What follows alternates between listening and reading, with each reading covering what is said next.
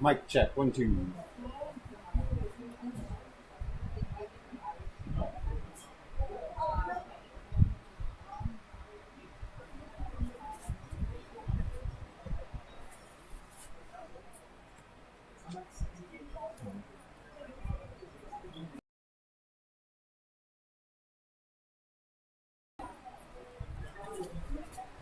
All right, different mic. Check it.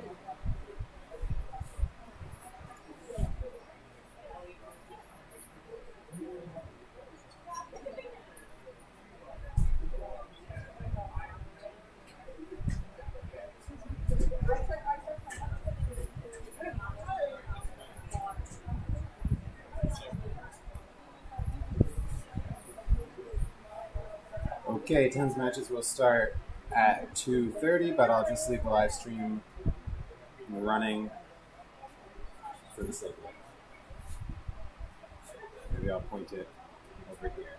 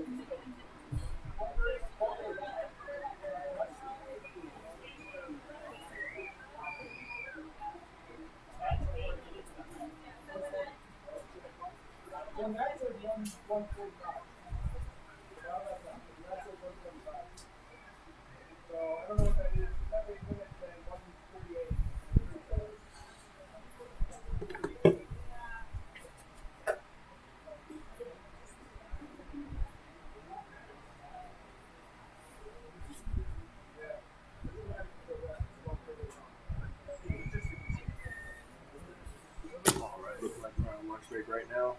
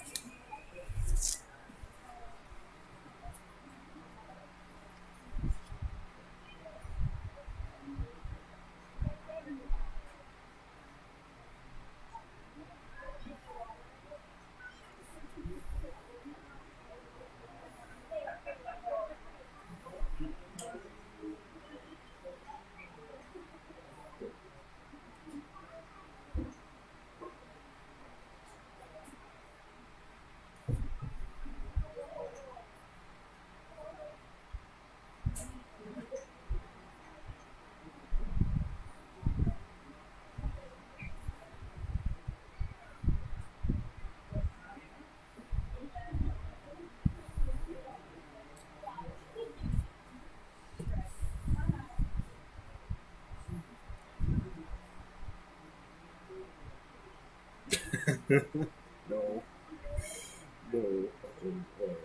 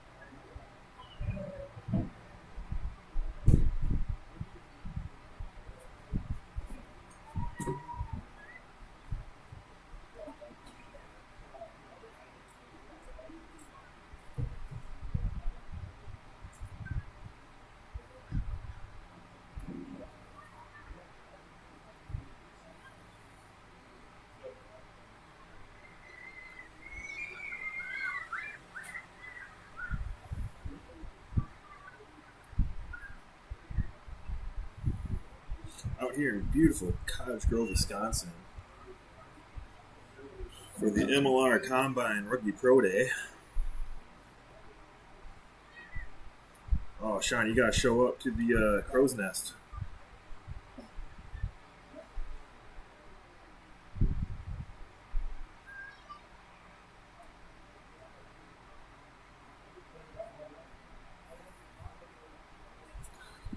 Sean, come on up.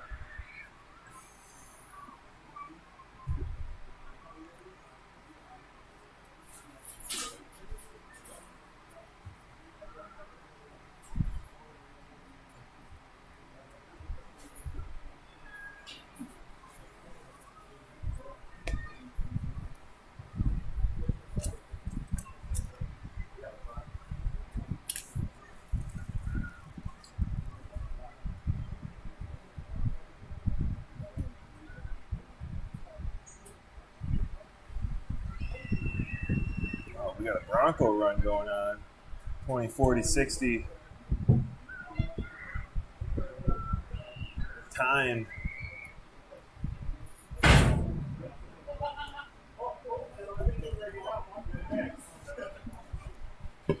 What's up? Not much. We got somebody doing a little bit of timed cardio. Nice.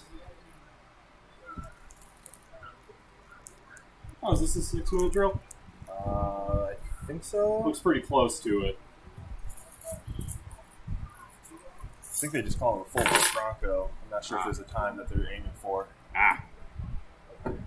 Same concept. Yeah. That's a T-bell. That's good. Yep. Rewards await.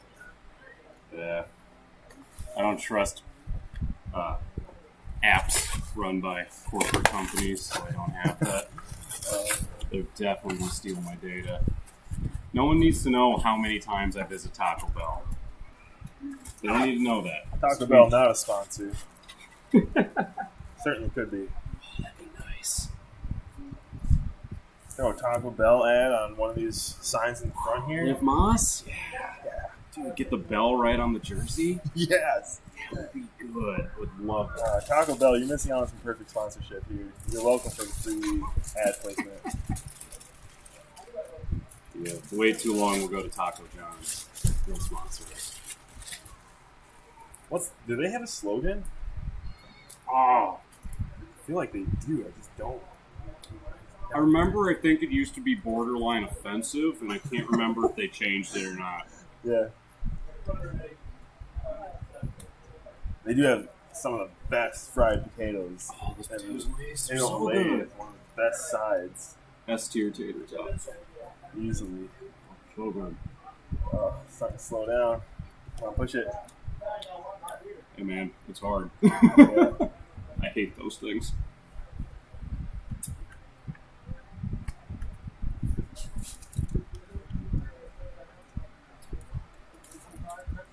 College, I had a coach that was kind of a sadist. Yeah. He made us run one of the full field ones of those at the beginning of practice. And he's like, okay, this is so we get you tired, so we do all the drills, classic coaching stuff. Yeah. Then he made us one run at the end.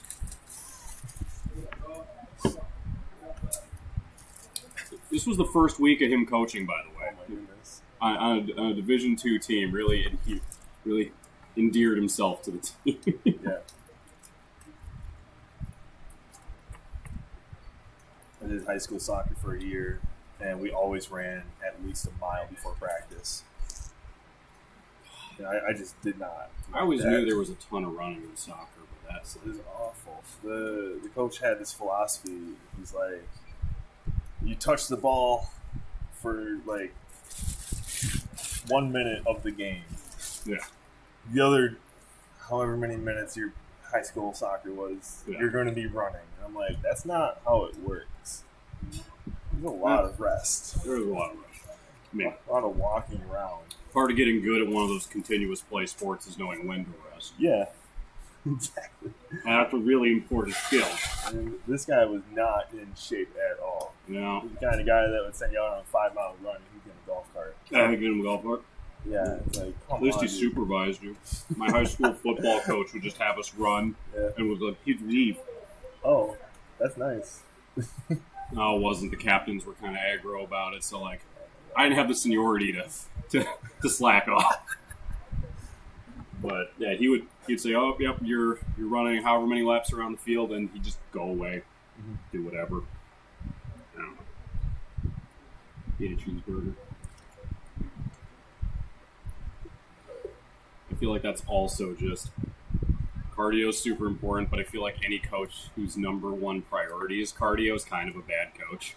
Yeah, because it's that's the easiest way to improve your team, but it's like, well, what else are we doing other than being in better shape? Because that helps, but a lot of other things you can be practicing at the same time as cardio. Oh, fun ditioning? Or skill ditioning? Yeah. That was always my thing when I was coaching. It's just like, I hate doing hard cardio because it's just boring. It's boring and it's the quickest way to get your team to just shut down, but whatever. Yeah, get that music on.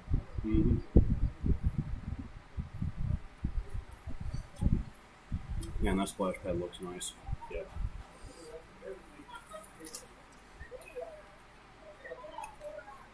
Did a pool field trip for work. Chaos. Yeah. 12 to 14-year-olds. Chaos. Yeah. I did something like that when I was working at a summer camp.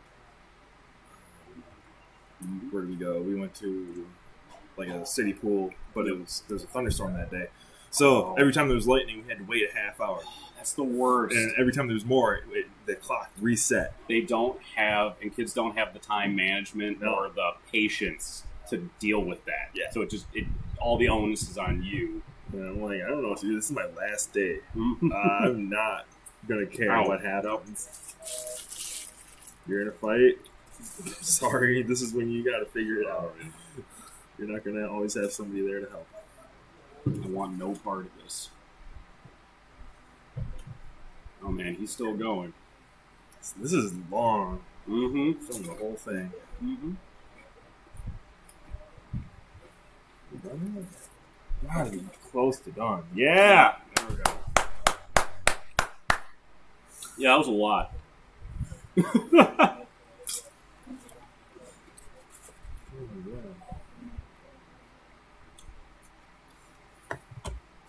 All right, we got people coming off lunch break. Setting up for the 1:30 time slot. Oh yeah, we're breaking the pads out.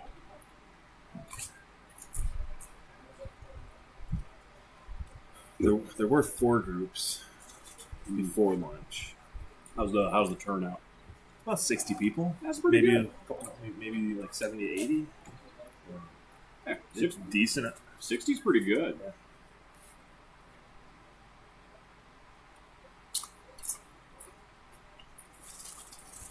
We do like all of our European representation trying to push me into coming out here. Yeah, Sean, you could have done this, man. You'd fit in perfectly.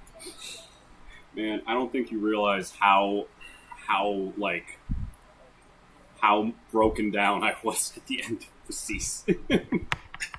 Everybody was. I barely made it to the end of that game.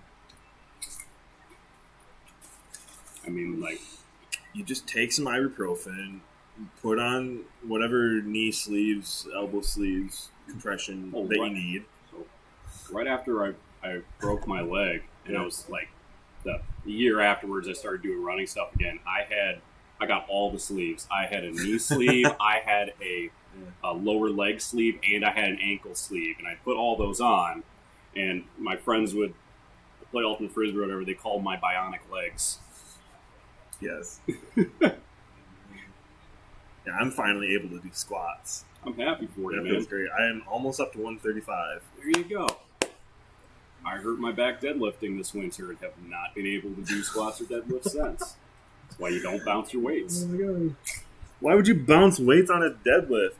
It was like the 6th rep of like a 4-rep set, and it was like really heavy, and I was really proud of myself, and somebody wanted to check was doing a form check for me, so I was videotaping and just all the dumb ego things were all going at the same time. No. Like, I need to get this extra rep out, bounce, whoop, nope. It didn't blow out, but I felt it later. Like, I finished my workout, but Oh no. well, it didn't hurt at the time. It just really hurt afterwards. It was just been lingering ever since, which is And the guy who was checking my form, he was like, "Yeah, you should just do pause reps." Like, I'm like, for a while, I was like, "No, just always from now on, forever." Yeah. I'm like, "Yeah, I guess." Because the only thing that hurts is my ego, because the number is going to be lower. Oh, no, you do that, and then a month later you have the rugby season. Yeah. And well, I'm going to work out heavy through the rugby season. Kind of. Enough about me. This looks fun. This looks like there's going to be some hitting. Oh yeah. Some big pad smacking. Yeah, this is just our one-on-one practice, but they all have skills. Yeah. We're not teaching anybody anything new. They should. I mean, I assume they know what this is a pro combine. I would assume they would at least know the basics going into this. Yeah, it'd be nice. We got many wonderful sponsors at the Madison United Rugby Sports. Wisconsin Rugby Sports Complex in Cottage Grove, Wisconsin. We got IBC, Smart Motors, Habish, Moyers Incorporated. I think it's pronounced Chichi Plumbing. Yeah. Culver's, multiple Culver's locations around town. Schrammel Realty Group. Here on the John Sander Championship pitch is the East pitch at the Rugby Complex. Guevara Restoration. What is this? PBR, proud sponsor of the Hurling and Football Club of Madison. My favorite beer. Clean Mark and Cooper's Tavern are the sideline sponsors today. Oh, we got a nice new scoreboard over there.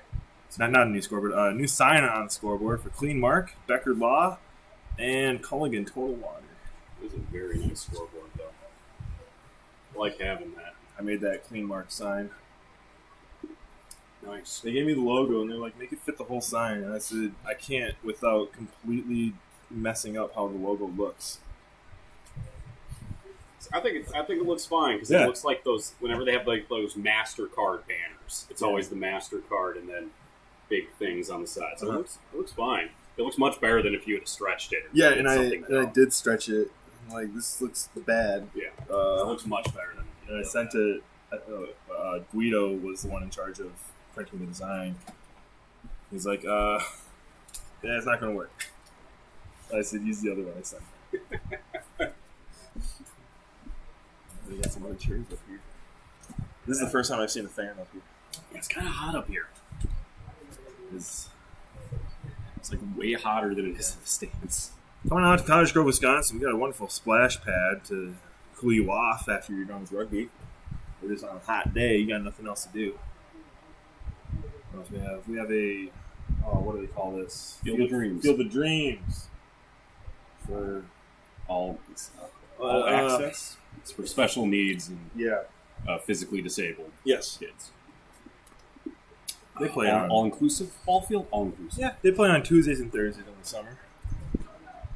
Always looking for volunteers. Check them out. Yeah, we need those volunteer hours to graduate from college. Perfect I opportunity. hear they give you free hot dogs too. Free hot dogs. How can you not show up for that?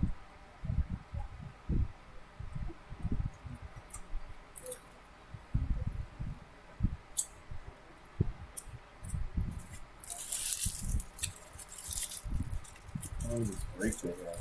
I feel like this is until 2. Probably. Oh, man. Waiting on Winnie to send me a message. Winnie and I were helping a friend move stuff to a U-Haul, but then they're just going to throw the stuff into a storage unit. But there's no storage units in Madison that they can find on short notice, so they had to go to Janesville. Yeah, that does sound about right. Yeah, and so that's like 45 minutes away. So I'm sure they're just about done there unloading the U-Haul. Probably. And I gotta go look up. So they making more parking back here? No, I believe there's going to be a skate park. Oh, that's cool. On the far side, which will remove a lot of the extra parking that we had. Maybe there's going to be some extra. They'll probably be parking for the skate park there. Yeah, when I it would continues. assume on the north side there's Yeah. going to be parking. I would think. Not going to be anything substantial compared to what we had. Because that whole thing can't be the skate. That's a big skate. Yeah, that would be massive. That'd be I mean, cool if they built that. I haven't seen the full plans, so I can't speak on Back what to my- exactly is going to happen. My inner my inner skater punk Yeah. would be thrilled by it being that big. Maybe the area on the right is going to be parking, and the area up there is where all the trucks are. Is going to be Kind of what I'm thinking. I'm thinking some of that has to be parking, yeah. or they're building something else because that whole thing can't be a skate park.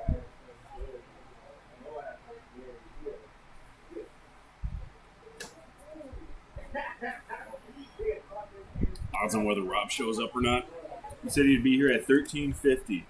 Ah, I was going to ask him what that meant in American time, but I figured that'd be rude. yeah. Or maybe he's listening to the stream. I don't think anybody is. No, that's his. That's his military part of him. So him and Brandon and Dakota know what he's talking about.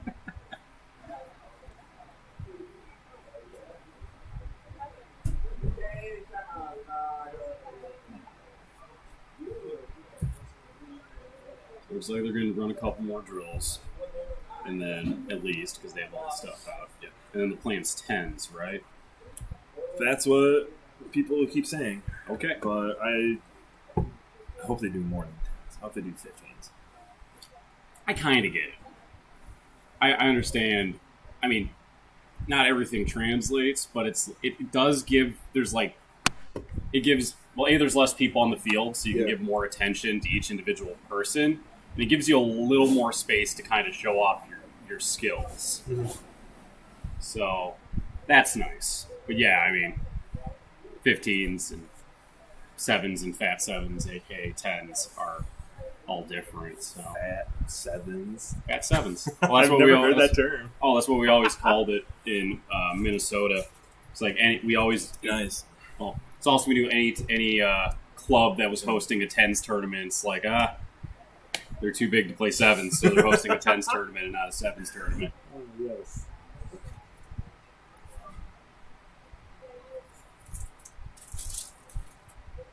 I love that you can see the shadows from the clouds passing by on the ground ever so slightly. That is neat. Well, it shows up on camera perfectly. Nice. You getting your nature documentarian going? Yeah, who's that guy? Does all good documentaries. David Attenborough. Nope. That's the only one that comes to mind. Steve Burns. Steve Burns. Is it Okay. Steve Burns? Steve Burns sounds familiar. Ken Burns. Ken Burns. He does the jazz and the baseball ones too. Yeah.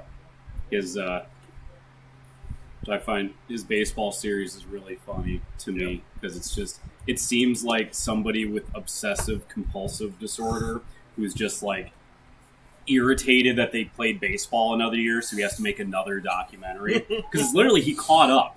He did all of baseball up till, and then somehow every year he just releases a new part for each year, documenting what happened. It just, I have to imagine he's just a completionist, and he's just, I can just see him seething because he's like, I can't believe they played another season of baseball, make me come out here with my cameras. It's like he basically, When will they stop releasing a new season? every year, that's obsessive. Can't they just like take a year off, work on the product, come out the next year? Can't. You'd be like the NBA and basically have 3 seasons in 2 years during COVID. Yeah. That was nuts. Oh, that was silly. You gotta get some of this performance kombucha I hate kombucha. from Kombucha Aid, like Powerade. I'm sorry, I didn't know you were doing a sponsorship thing right now. Yeah, they showed up, and we can do this Kombucha Aid performance. Balance your brains. I Balance your brains. guess if you like tea and kombucha, Having extra electrolytes and caffeine won't. I don't know if there is caffeine in here. Well, I would assume it's unless it's decaffeinated, because just tea has caffeine in it, right naturally. Yeah. I don't know if they add in the water. Yeah, this doesn't say what the caffeine percentage is. Oh, they might be decaffeinated. Milligram. It shows the ingredients. Raw kombucha. Okay, so then I would assume it has some sort of caffeine. It has fluoride-free filtered water, organic tea, and herb blend. Okay. Symbiotic culture of bacteria and yeast, raw organic cane sugar, and fleur de sal. Means flower of the ocean. Oh, that's cool. It's the cream of the crop of natural salts. Crystals are skimmed off the top of the brine, so they are smaller and more delicate. I know how salt's made. Thank you. Yes. This flower of the ocean sea salt is an award-winning fleur de sal from Portugal. Interesting. Free trade jade cloud green tea, ruby oolong tea, ginger root, yerba mate, and red. How do you say this? Rooibos. R-O-O-I-B-O-S. No, I'm not touching that. You go for it. Rooibos. Rooibos. 2 O's in almost every language. If you're in the chat, let us know how it's pronounced. We'll see how many of you are out there. Anybody who's out there and knows about obscure supplements and herbs. Oh, we got 6 people here today. Oh, wow. Here we go. They're probably really mad at us. All right, we're on a bit of a break at the moment. Lunch break right now for the players. We'll be back, I assume, around 2 o'clock. With more action. I was thinking they're coming back 1:30, but it's already. Yeah, it looks like they're starting to throw. Maybe it's like a 1:45 because they're supposed to start the scrimmaging at 2. Yep. Yeah.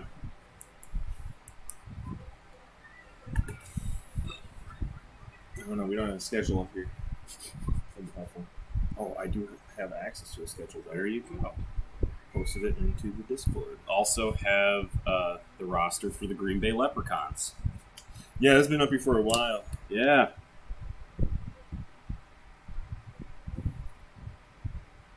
It threw me off because there's someone in the reserves named Dakota. So I thought this might have been ours, and then I noticed the rest of the names, and of course, the thing at the top that definitely doesn't say Minotaurs. Schedule.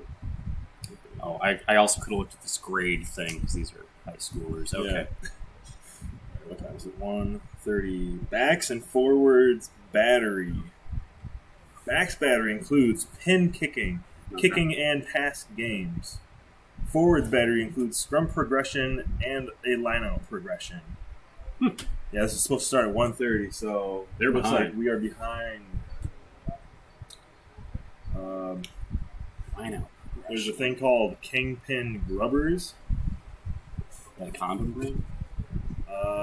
No, actually. It says one player from each team goes to the opposition's tri-zone and starts in the tri-zone. Yeah. The aim of the game is for each team to kick a grubber through to their teammate at the other end of the grid. Do they mean rubber? And Did I say they grubber? forgot the G? No, yeah, grubber. Okay. You forgot the G. I must have. Okay. When a ball gets through to a player in the tri-zone, the player that kicks the ball joins them. The winner is the first team to get all their players in the opposition tri-zone. Oh, that sounds fun. Equipment, 10 cones. So if we get a little picture here of what's So going that looks on. like the line-out progression. I think those cones over there are the Feel line-out. free to screenshot that for your own reference. This is like some advanced techniques we're doing of shoving a phone in front of a camera. Yeah, you don't get this from other streamers. From streamers who have their stuff put together. Maybe we can get some multi-screen stuff set That'd up. be nice. Figure out how to do all I mean, that. I have a monitor. Yeah. I could just give you, or give. There's got to be a way we could do it through this laptop. Oh, yeah, you hook up. Usually you just take an HDMI, which you have one, and then you put it into the monitor, and then you just go to the screen settings and pick 2 screen mode. Yeah. Which you can do. The scrum progression for the forwards is a lot less interesting. Yeah, sounds nice. Start out in a 4-point scrum stance, ball pass. Isn't that always true forwards, though? Bear crawl to sprint circuit. Ow. 1v1 scrum stance, 1v2, 3v sled, and 5v sled. We'll see if that scrum sled is working today. Nice. I don't see it on the sidelines, but it should be out here. Oh, I'm excited because that thing hasn't run in a while. Years since I've touched it. Then the backs do a thing called rugby tennis. Description: one team starts in the middle of the grid along the line. Mm-hmm. The idea of the game is to kick the ball over the middle team and to try to land the ball in the opposition's area. If the ball is caught, no points are scored.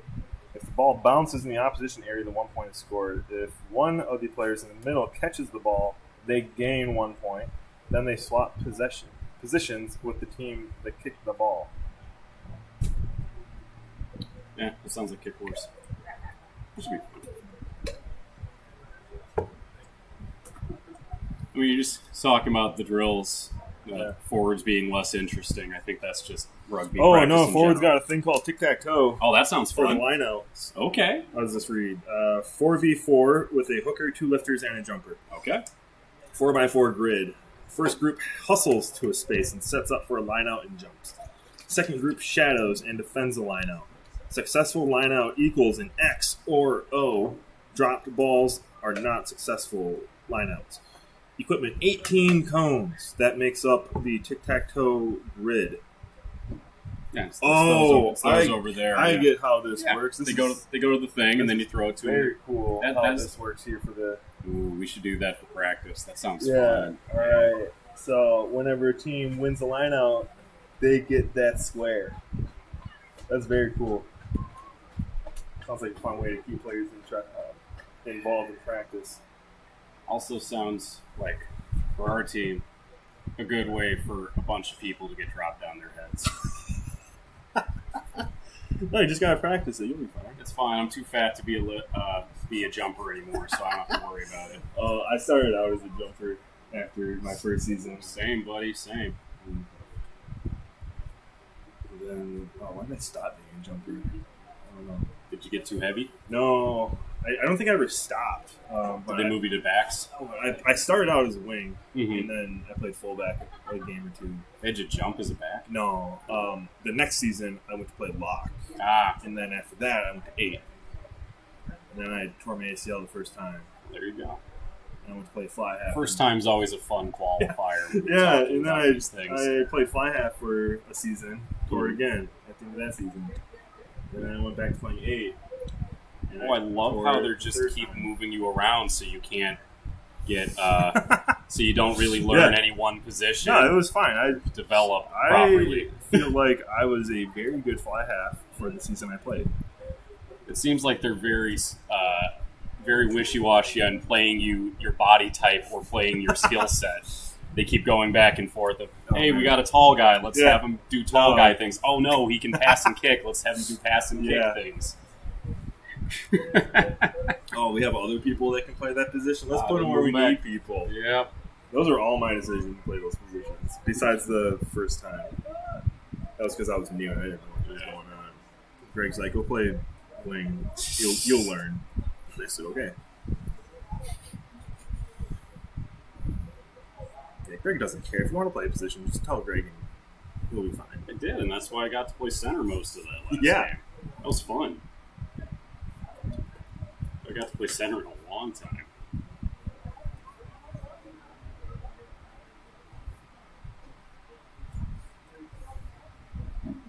Our jerseys are being put on, so good sign. Ooh, they're gathering everybody around. They asked to use the old Minotaur jerseys, the orange ones, Yeah. but I don't see them being worn by anybody, so I think they're not being used. Maybe they just don't like orange because they suck. Those are actually nice jerseys. I like I them. love orange. Or were they Rhino? They weren't Rhino. They're the Cougar. I don't know that brand. And then we got Rhino jerseys after them, the black ones. Mm-hmm. I saw those. And then we tore some of them. Yeah. That was ridiculous. Now we have these other ones. Titan. They're okay. I like them so far. They're really tight on the arms. Yeah, they're a lot more snug than I like- what we thought they would be. I like that they're tight. We did not even get the pro fit which are the tight ones. Which are the tight ones, okay. So maybe I'm just getting fat going out the jerseys. Yeah, maybe the issue's you. Might be. I did notice their 8-man jersey is smaller significantly than our flanker jerseys, which is weird to me, but all right. Yeah, the one game I remember that 8 jersey, it did feel very snug. That 8 jersey is small. I love it, but like the flanker jerseys, nice and billowy.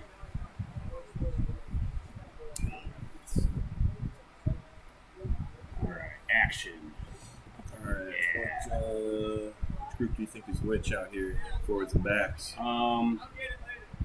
Well, that's definitely the tic-tac-toe in the back there. Oh, yeah. So my assumption, which is a dangerous thing to do, my assumption would be that they would have forward stuff this way, because those are all the cones, and then they'd be doing all the kicking drills towards the left side, and all the right side would be. And just looking from the size of some of these people, that's probably a forward group right there in the pink jerseys, most of them. Oh, did they color code them? That's cool. Possibly. Yeah, that gray group over there that looks like some forwards there. Right, dark blue. Yeah. It's, not always nice to assume based on body type who plays what, but if I had to do that, that's what I would guess.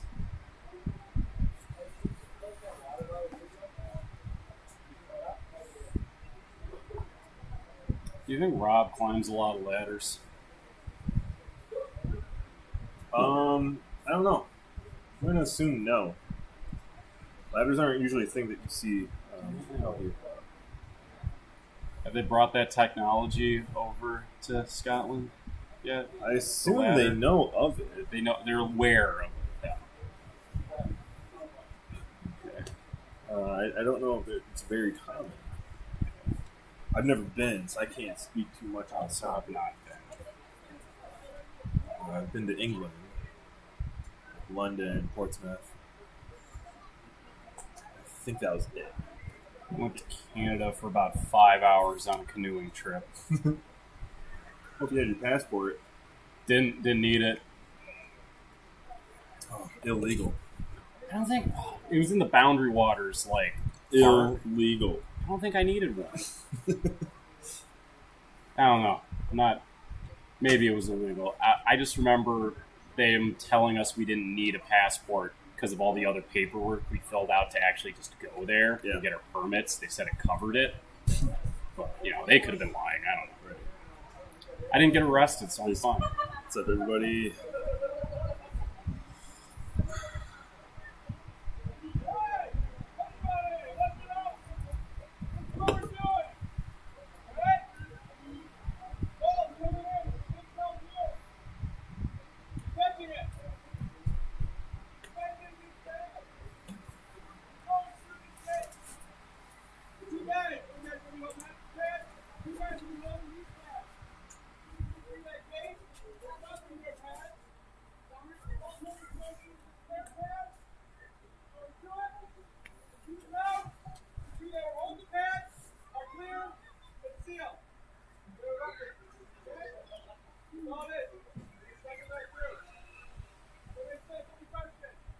Oh, this is not on the schedule.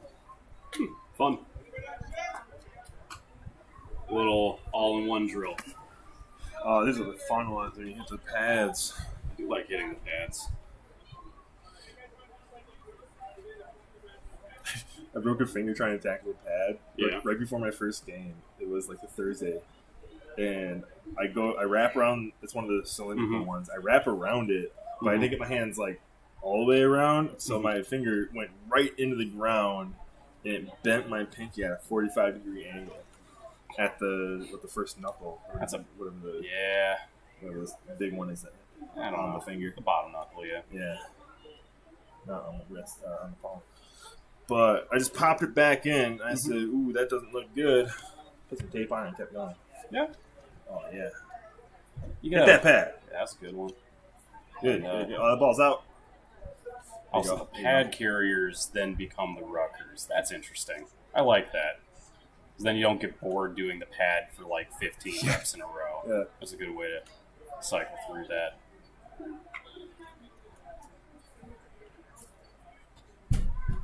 And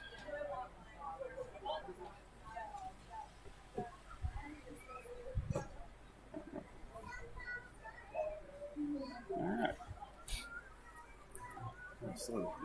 Here we go. In high school, one of the guys tried to do a tackle on one of the tall cylindrical pads, and he full scorpioned where his like face stayed and his legs went all the way over, like crumpled himself backwards. It's fine. Apparently he was just flexible enough. He finished practice, never said anything about it. I'm jealous of that. Yeah, these young kids don't understand how easily their bodies bounce back from that stuff. Yeah. You get past 25, you don't. I used to not stretch. You get a little bruise, and all of a sudden you broke something. Oh, yeah. It's terrible. Oh, does that kind of hurt now? Well, it's going to hurt for 4 days afterwards. Is there anything wrong with it? Nah, just hurts. Can I do anything about it? Nah, just hurts. Ice it, I guess? I don't know.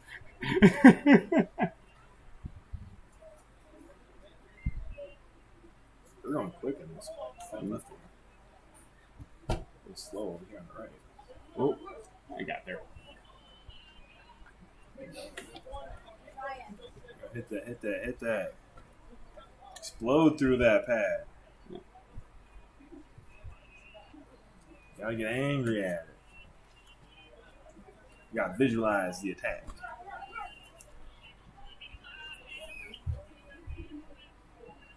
The music at the baseball stadium over there?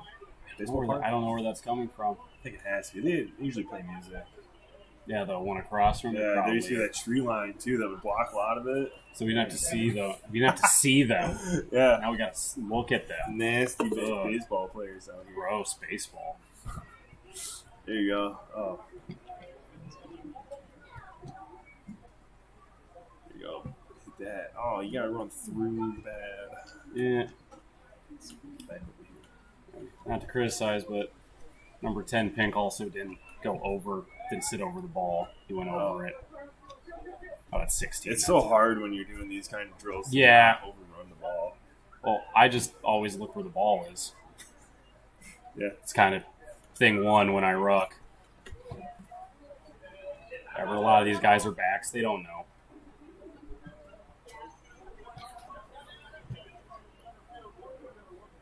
You don't understand the struggle. See, let's watch the forward. Yep, the forward. The forward placed the ball where it's supposed to be because he's a forward. And then the forward who came and sat on it actually looked where the ball was. Oh, you're wearing a hat? Ooh, interesting choice. I've seen people do that. It's crazy to me. Trust that. I saw a guy play a summer tens tournament wearing a knit cap. And that seems insane to me. Ooh. There you go. Yeah, that was a good one. Let's go to the back there and see what's going on.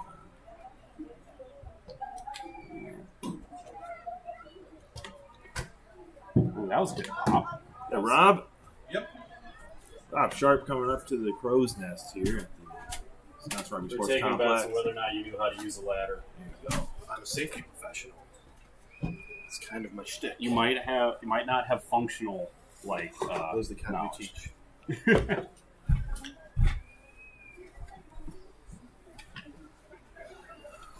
You take mine. My butt got sweaty and I wanted to stand. That back over. Have you lived Moss today, Rob? I have had a burrito today, yeah. There you go. I certainly live Moss. So the drill they're doing here is they're getting up. They're supposed to fend the tall pad, run through the two pads, then hit the back pad, place it, and then the two pad holders become the ruckers. Hey, those are our green pads, the Minotaur ones. Yeah. Hope they don't break them. I'd really hope you didn't break a pad designed for contact sports. Yeah. So are they just doing drills today? Yeah, well, so they have this drill, and then they should have another 10 one. scrimmage. Then they'll do some scrimmage. They are behind on their schedule. Doing supposedly a cool line-out thing later. I kind of want to see. Yeah. But Like the forwards being more interesting, as always. tic-tac-toe lineouts. I don't know about that. That ruck there. Yeah. Get your hips over your head. Usually that's not allowed, but I get the professional rugby has different interpretations of the rules. There you go. That's fine. Oh, that's a good one. Even with the head, that's a choice. Oh, 19. Really clearing that out. That's a penalty if you go too far, though. I've never been called for that. Yeah, usually it's not a thing. Referees don't look for it, also. I think they usually only call that if you're also being like chippy about it, Yeah. So if you're being an athlete, or Yes. or if the ball is already out and you're not letting go. Is usually the only times I see that call. I've never had the length of a clear out called on me. Although usually I'm too tired to clear out very far. Oh, we got 7 viewers right now. Oh, and they hate us. Get in that are chat. we live on the audio as well? We are Yeah. completely Oh, yeah. live. Damn, Hey, no swearing. They're gotta go to children. my commentary voice then. We're gonna lose our ads, our ad revenue. Ian's not going to want to be associated with us if you keep Ian's swearing. Pizza, one of the primary sponsors of Madison Minotaur, is here. And the most delicious pizza in Madison. Fantastic. This video is sponsored by Squarespace. No, we're not sponsored by Squarespace. Ridge, the Ridge. Don't give Squarespace free advertisement. Make them pay like. What's that they other do one? others. Not League of Legends. Raid Shadow. Raid Shadow, Shadow Legends. Legends. All new champions. I haven't heard This Casper video is mattresses sponsored in a by while. Hims.com. For when you can't get it up, they'll help you out. See, that's what's going to get us canceled. What's not? I did make a condom joke earlier when he said rubber instead of grubber. Like several times. I said it one time. It was at least twice. Possibly more. We need some proper mics. You know, like Yeah. not the. Oh, here's what you can do. You can like let go of it, yeah. I don't know, is the sound mixing going to be off? Are we going to blow out everybody's speakers now that you're moving it? You know, Monty Python used to do a trick where throughout an episode they would slowly turn the volume down and turn the volume down, Yep. and then they'd make the loudest noise Yeah. and blow everyone's speakers in the country. Kind of blowing it out right now. So let me actually. Here's what we can do with the microphone. There's a limiter on this. I'm just gonna very careful. But also, like, Yeah, everybody out there has volume controls they can use on their own. it's Yeah, annoying. buyer beware. All right, that should be fine. As long as it doesn't Warm up here, isn't it? It's pretty warm. Yeah, we got a little fan, but it's not helping out too Matthew much. Swallocks right now. Again, children's show. It's not church. We shouldn't have They brought don't Rob on understand this. the English. Yeah, they don't know what that means. I like this drill. We should try this drill. At least I think I like the idea of incorporating the pad holders into the drill. That's really good. Yeah, make them do something. Yeah, it I sucks being on the Really like that pink jersey. I think it's awesome. Oh, that one? Yeah. Do they have those for sale here? Because they've got a jersey stall today. So if you're free, come down and spend some money. Why would they be watching the stream if they could come down here? Because maybe they just needed something to tip them over the edge to make them come down I here. think someone. If you're in the Madison, Wisconsin area, feel free to come on down. Cottage Grove, Wisconsin, at the Wisconsin Rugby Sports Complex. It'll be an okay time. It was always a good time here. Oh, the beer's cheap for now. Yeah, come in while the beer's at a good price. We have a bar right below us. Such a Free kombucha from Kombuchaid. You know, we need to get like a dumb waiter for booze and Oh, bring it yeah. up here. Like, we've got a rope, so we could just put a basket. Yeah. That's a real good idea. Okay, that should work. Hit that pad. There you go. Good fend. Break through. Boom. Yes. Don't stop your energy, Good. though. That was a good push for a back. I assume. Why are you assuming things?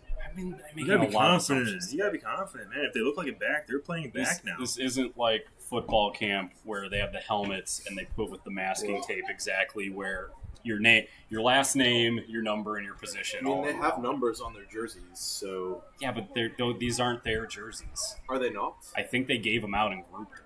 Oh. I would be embarrassed to have that Jimmy John's jersey, to be honest. He looked like some kind of squire from the 1500s. To be fair, that's very, like, Premier League. I knight you, Sir Jim of John. I mean, I've seen a lot of professional team jerseys from over on your neck of the woods, and they look like that. Yeah, the Harlequins. Yeah, I was going to say the Harlequins are one of them, right? That works. Recently won the premiership, I believe. Or, I know that NOLA Gold and the MLR has similar jersey. They're kind of going for that checkered pattern. Yeah, that's like a cultural thing, though. Yeah, I like the NOLA Gold's jerseys. They play on a football field, I believe. Yeah. Yeah, that's like watching a soccer team play soccer on a football field. It's just... I've seen that too. It's so confusing to watch. I mean, have they just... Are you talking about Breeze Stevens? Because that's basically soccer. No, Bree Stevens is soccer field. That's full soccer. Yeah, they haven't paint the football lines on it, though, for the high school. Yeah. Yeah, or they have Ultimate Frisbee, which is Go Radicals. allegedly a sport. I got kicked out of my Ultimate Frisbee game on Thursday. How do you get kicked out? Apparently, I made too much contact. Because your and the name other wasn't captain Chad. asked me to His leave. name wasn't Chad, therefore... Or Brody. Brody. Did you not wear your hat backwards? Is that what cannot they wear say? a That's hat. illegal headgear. You can't have the brim sticking forward. Honestly, that'd be way more dangerous than have it backwards. If someone has to wear a hat when they play, I would prefer they do it backwards. There you go. Put that down. That was a Put that good down. push. See, look, the forward didn't overshoot the ball Nice. on the rug. Yeah. See, the forwards know how to do that. Yeah. Because if you don't, you get yelled at. Yeah. Nobody likes to get yelled at. No one yells at the backs. They're too sensitive. That is very true. That's why they're baby back ribs. So you need to, whenever you try to teach a back something, you got to give them 3 compliments, at least 2 about their hair, Yeah. and then you Got to give them the praise sandwich. Yes. You get minimum 2 hair compliments. That was pretty good. There we go. The guy with the hat's fallen off like 3 times now. Should probably take it off. Oh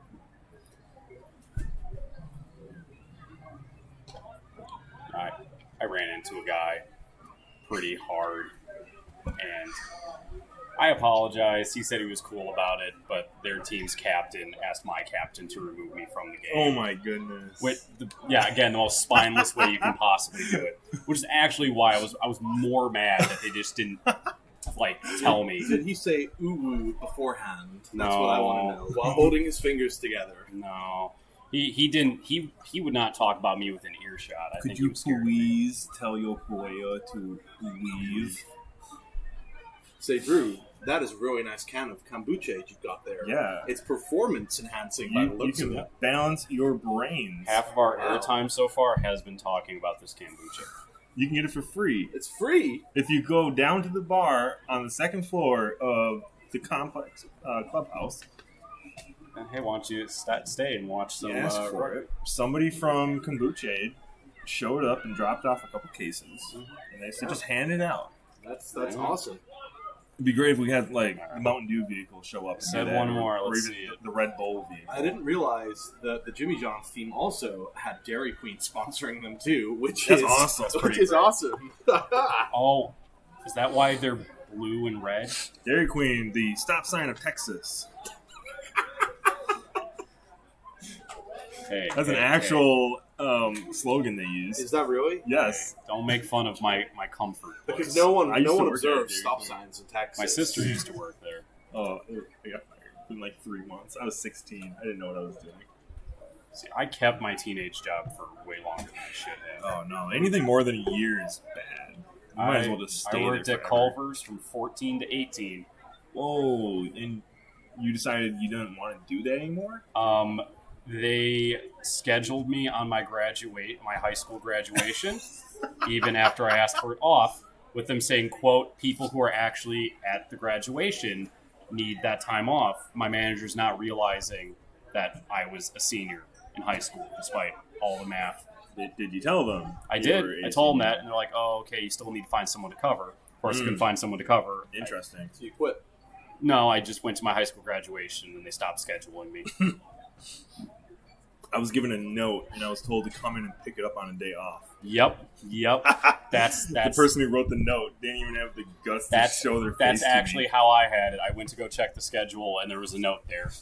Oh no, that's the worst. My teenage job, I worked in a fish and chip shop.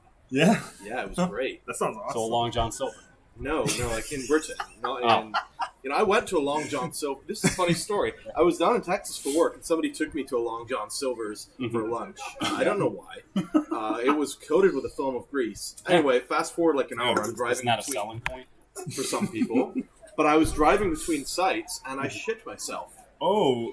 And I had dinner with the CEO of the company later that day. Pooped myself, please. Sorry. Again, family show. It's like no I better. excreted inside my undercrackers. There you go. And No had to go to a swearing there. gas station and change them out.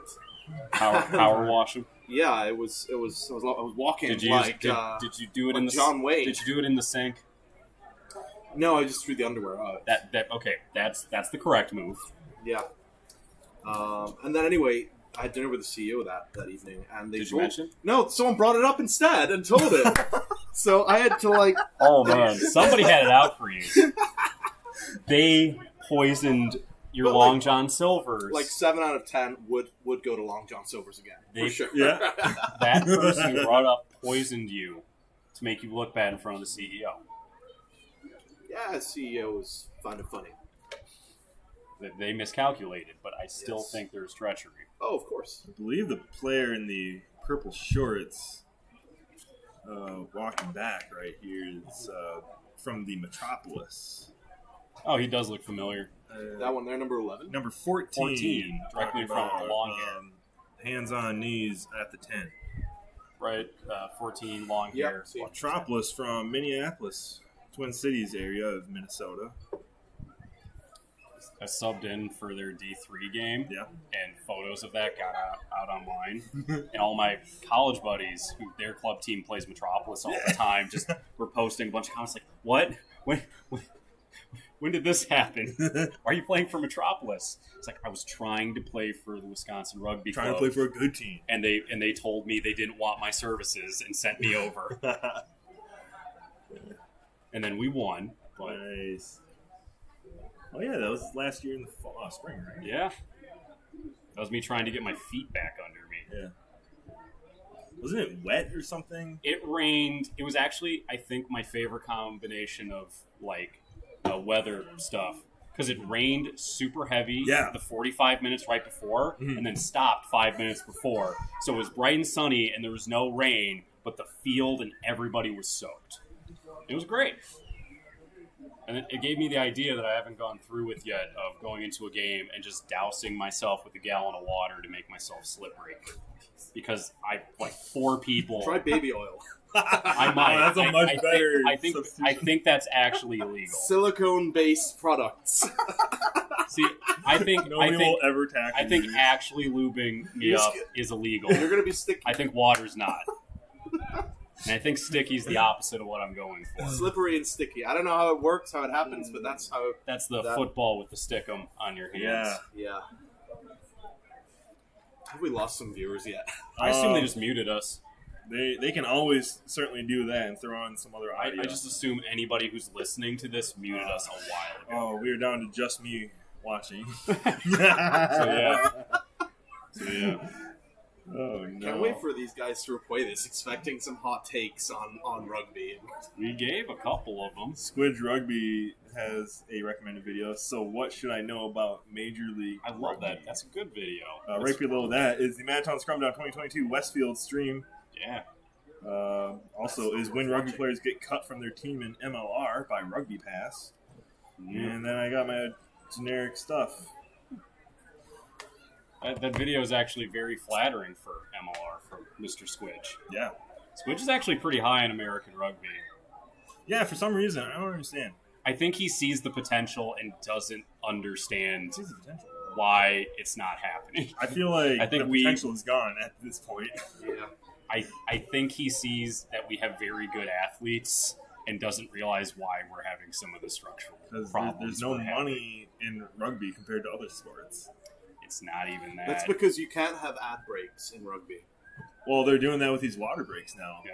They, Every they 20 added- or so minutes. they basically added quarter breaks to Yeah, the yeah. water. I thought it was the worst thing that Yeah, MLR did. I don't want to watch football. If I wanted to watch Yeah. football, I'd watch football. Like, you throw the ads on the sidelines, such Isn't as that what we do league's here. for? Isn't that rugby league is for when you want rugby, but it's football? I don't watch rugby league.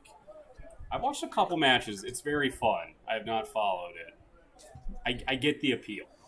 It's union or die. Union or die. I never want to play Yeah, league. you're from was it the south of England that was Union and the north was league? I'm from Scotland. You got his No, country no, but wrong. like there was a split, We're talking about Great right? Britain. Wasn't not there? England. I Like don't know. Like all the- I didn't go to private school in England. all the people who were poor, who like grew up poor or whatever, started to play league because that's where the money was. I don't know. Most people that are not if you're from the south, you didn't grow up poor. Okay. Sorry to the north of it. Well, yeah, because it was like That's where all Union the mining towns were. wasn't Union like an amateur sport for a long time. I don't know. And I don't it- know the history of rugby in the UK. I know internationally it was Yeah. forever. You don't know the history of rugby from the country you're from? Sorry, the Sorry, you whatever forget. it's called. I have quite a lot of history to learn, whereas 200 odd years for the United States, that's a No. semester in college. No, dude, they taught us We about only- Magellan We only and Marco Polo. we only focused on about 20 of it. Yeah, because I We pick can't and think choose our why We pick and some choose our pretty years. bad things have happened Nah, here. nah. Hey, You must be thinking of that other place. that wasn't my fault. That was Yeah. more people's fault. Oh no! Oh yeah, sure. Funny that after we left, that we stopped doing that, but you kept doing it for a while. Oh no. This is why we're not going to get invited back. This is why no one's watching. They should be watching. They're getting some hot takes. Yeah. Well, people who'd want this are already the degenerates in our Discord. Well, we should be making people on Discord watch this. I sent the link. Also realized that Steve kind of backed me into a very offensive joke and term with Winnie. I was not aware of that term, and then looked it up afterwards. And I'm like, am I missing I something? don't think I've seen this. Is it in? It's a trap. Yeah. Yeah, it's a trap. It's a trap. No. I just thought that he was sharing a cute No, photo and it's- just didn't pay attention to it. No, I'm like, it's, oh man, it's not about that. I know it's it's not about that. I don't see any terms that you've used here. When he No. thinks the photo is the Oh, issue, okay. not Oh, anything the else. term trap is sometimes The- used for a cross-dresser. Yeah, Oh, because it's the face that Winnie's making in Oh. the photo that is not too flattering. Flattering. Yeah. I thought it was cute. Can't believe you didn't ban Steve. He said he left it up to me. I don't know. Me and Steve get along. so what drill are we moving into next, Drew? On the schedule, it was the thing they just did was not even on the schedule. Oh, that's awesome. Now it's, I believe I hope they're it's the going to line do out this tic-tac-toe. tic-tac-toe I want to see thing. this. That looks here is the at the bottom. Don't worry, his phone's supposed to have a crease in it. Yeah, it's manufactured that way. Cool. Yeah, Yeah, I'm it's interested to line see how this works. Your team wins the line out, you get to put your marker Square in that. in- Oh, thing. like that. That's cool. I do like that. We are if- it's the gamification of rugby, Yes. even although it's already a game. If you- nobody wins the line out, then nobody gets the You square. need the game practice, or people get bored. Or I One, get bored. yeah, one of the Drag.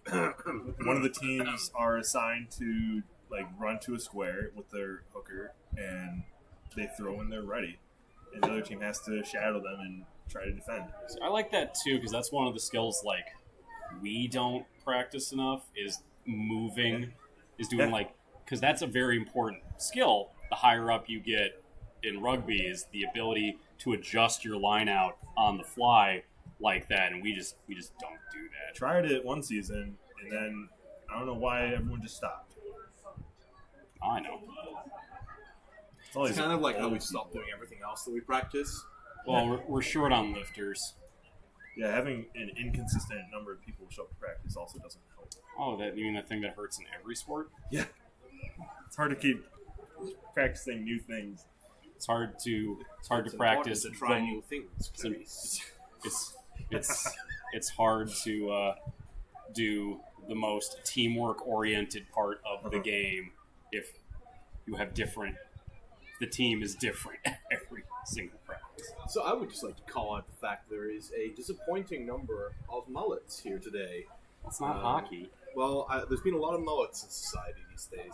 Is there? Mullets are starting to Coming come back. And Man, they should have died. we need to get rid of that. But I thought I would see more here.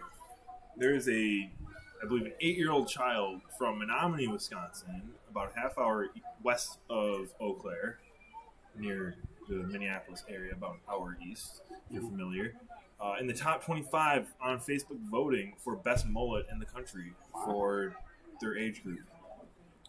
Oh, that was going to be a lot That's like more impressive before voting. you That's qualified it. Yeah. I can't say what I think. Voting is so much fun in America. You should, Isn't try, it? you should try it in your country. Yeah, you have a queen. How does that feel? Pretty sure we have a much more proportional voting system than you do. We don't need to talk about the Electoral College. Oh, no, but you One of the brought it worst up, things in so the world. let's. I hate it. I think it's a I joke. technically didn't. I brought up your thing. You, yes, You don't need and to- did you- this. you don't need to come back. So, That's my job. I'm here to yes and.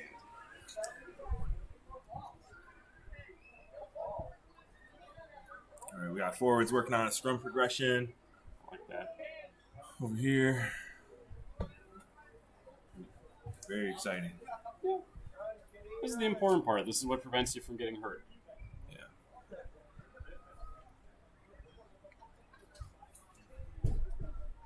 Just holding the position is what Oh, it sucks. you gotta work on. It. Sucks so I bad. feel like we need to dub the Crab Rave song over this. Yeah. Oh, can you pull that up? No.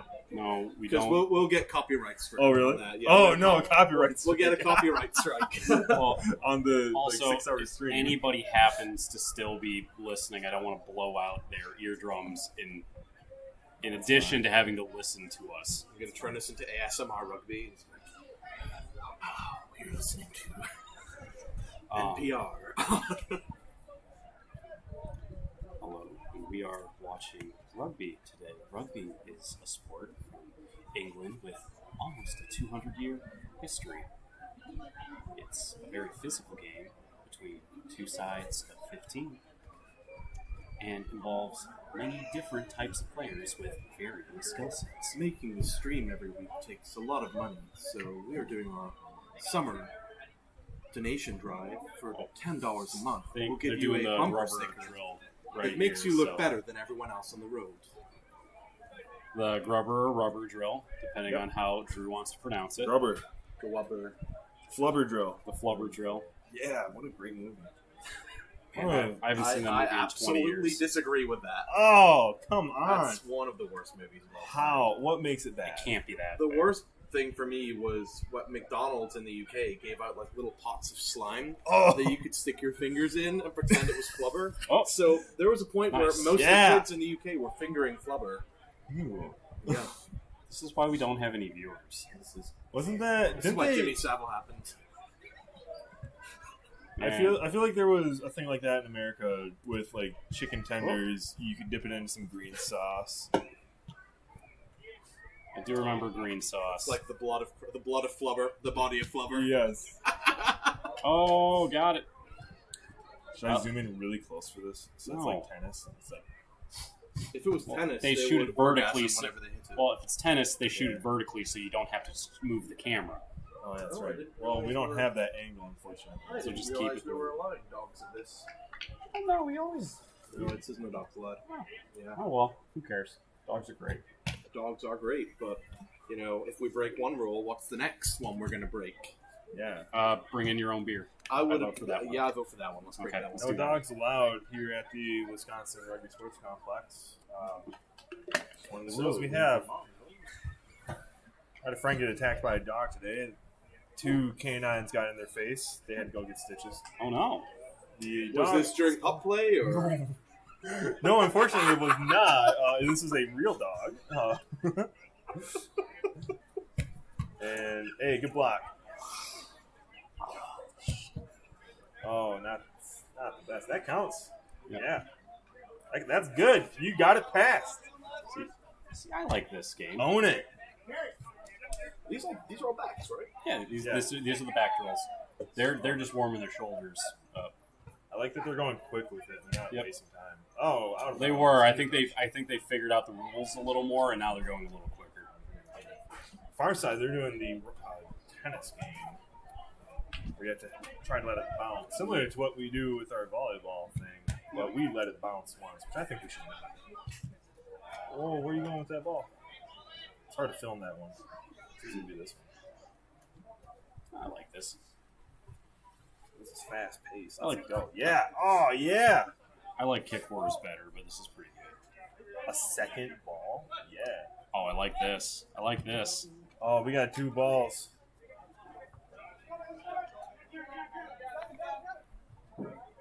This ball is cotton. Doesn't have any balls. You gotta see that. Oh, get there. Oh, it's short. I think he's in jail. Yeah. See how there's only one guy allowed to be in there? Yep. That was fun.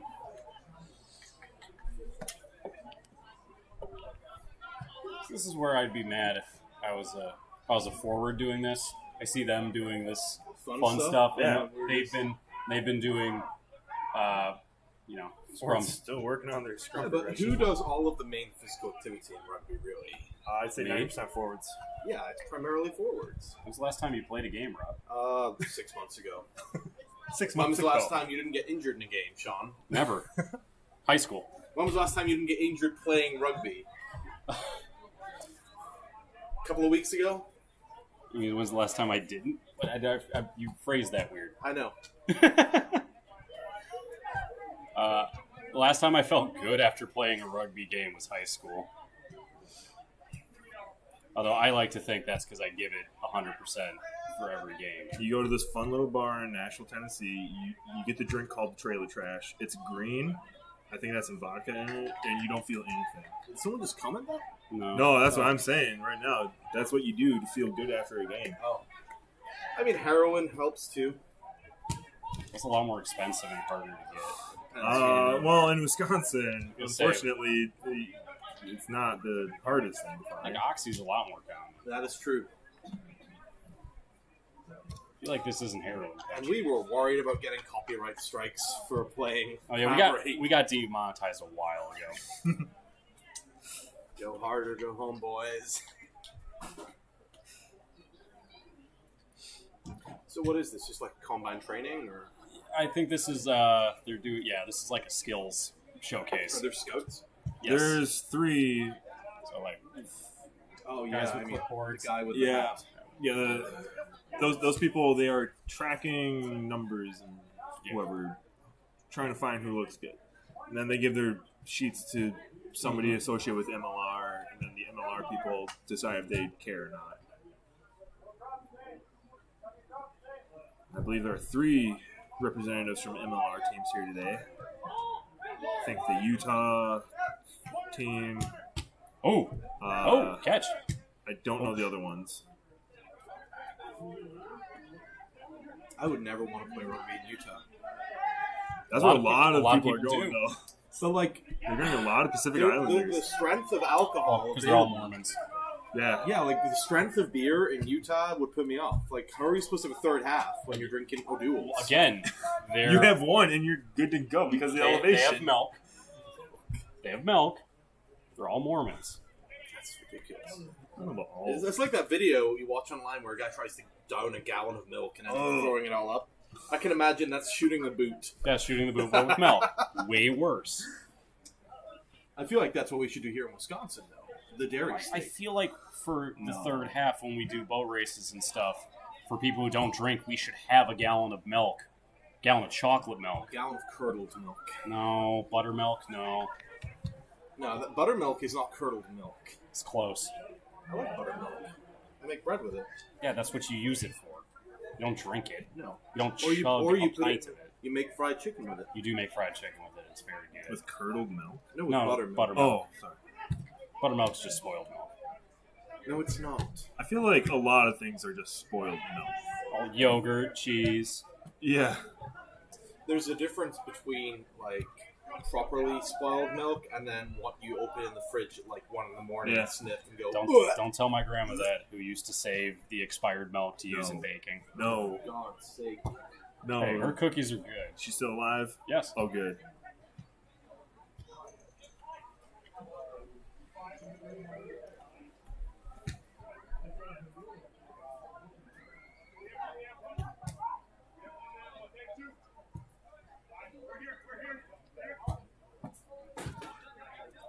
I want to say you could just, like, hum this thing through there as hard as you could. I think some people are trying that. And it's going to bounce off of somebody and still get to where you want it to go. They've been doing that. Like, I feel like trying to get too cute with it is not what you want to do. Which is what number 9 keeps trying to do. Yeah, he keeps kicking it right to him. But he's saying things like, go low, oh, I'm here, I'm here. It's good communication skills. It is good communication skills.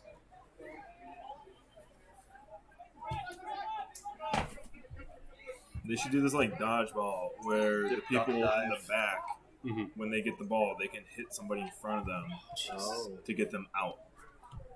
And then it's whoever has the most people on each side that wins. If you can dodge a tackle, you can dodge a ball. You'd hope.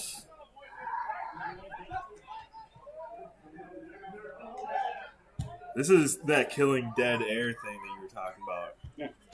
Dead air is a crime. In the UK, it actually is.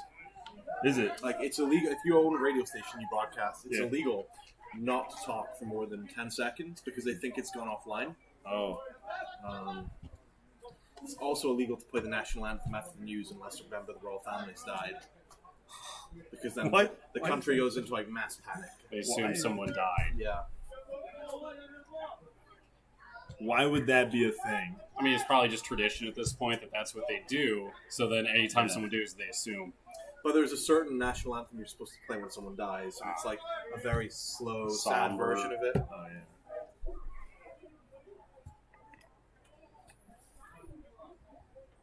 I gotta head out in a few minutes. All right. Well, thanks for hanging out with us, Mr. Gould. Yeah, this has been a great day here at the MLR Combine It is a beautiful day Pro for rugby. Day skills session at the Wisconsin Rugby Sports Complex in Madison, Cottage Grove, Wisconsin. That's not a grubber. Did not hit the ground. That's not a grubber. I don't know. See, this is where, like, if you would have actually convinced me to come out here, this is where my shoulder would have just popped out of its socket. Yeah. Like minute 15 of doing that. They're still doing it? Yeah. I'd be so tired. Yeah, no, my I shoulders. just get my up. Like, shoulders yep, can't do sorry that. guys. I'm done. See you later. You want to be pros? Fine. I'm going home. Again, I think our choice would have been Dakota because he has the face and the body. He's going to look the best on the clipboard. It's also young, Yes. I think. I think he's 27. 27? Oh, maybe not. No, he's too old. That's a baby. For That's our team. retirement age in rugby. Not on our team. On our team, you're like young. He's a baby on our Do team. you count what we do as rugby? Sometimes. Well, you come and you drink and you watch half the game and leave. So, Yeah, No, I Rob. don't. I head to the bar usually. Yeah, exactly. yeah, not watching the game. Because no one else is doing the bar. Yeah. Yeah. We need someone to play that. Like I said, so what you're doing, no, I can't call that rugby. Fine. I'll see you in the fall. Yeah. Yeah, Was Rob. that all? I just had to be mean to you Shut for up. a little bit for you to No, get back. No, I'll see you in the fall. Okay. Start saving for your nose job now. Couldn't reach Throw those my elbows. nose. Get those elbows up Yeah. there. Oh, when no. you're going to a tackle. Rob, have you ever tackled me? Yeah, I've tackled you. Okay. I don't remember. But, I mean, we're also on the same team. I So mean, if we're playing together, why the hell would I tackle you? well, you sound like you were threatening to tackle me there. Oh, yeah, in practice. That's what I assumed. So, yeah. Yeah. You attacked You me. go, you carry the ball into a tackle, Sean. This is what's going to happen. Rob's going to kick you in the face as he steps over. No, because he's not going to get me down. No, he's going to be I'm the gonna one ruck helping over. to I'm gonna ruck. ruck. Oh. I'm gonna ruck Oh, over you you. mean and what just I be did to Adam? Oops. Yeah. No, I slipped and kneed him in the face is what happened. And broke his And I'll say, face. hey, that's what happened. Man, it's rugby. You got to deal with it. I don't have no sympathy. And then 2 weeks later, I gave poor Alex a concussion. Alex is very injury prone. Yeah, he used up all his durability. He's just very long and Thin. slanky, and Well, his extremities flail. He has an overactive metabolism. I'm jealous of that. I'm not. I could be a back if I had an overactive metabolism. Every And I could just stand around for most of the game. Yeah. every person I have talked to who has an overactive metabolism has told me it as just sounds like the worst thing. gotta keep eating all day. And you know that feeling when you have the itis and like you feel where you're completely round, and you're just like you can't feel your face anymore because you ate so much. You have 2,000 calories more to go, Drew. I actually 2,000 more. don't know that feeling. Because if you don't, your body starts eating its own liver. So Oh, that sounds like a fun way to go. At least you get to save on tanning as you turn yellow. I can't remember if that's the organ your body eats. Anyway, it's not a pleasant time. Yeah, but neither's going to the gym, so... I kind of like going to the gym. It gives me something to do. All right, I'm going to head out. See y'all later. See ya. See you later. Also, the gym is where I do my laundry, so it's a good. What? We do neat. So we're gonna. So it looks like I think they're gonna start doing the line out tic tac toe over here. So I'm gonna zoom in, see if I'm as good of a cameraman as Drew is. Probably not.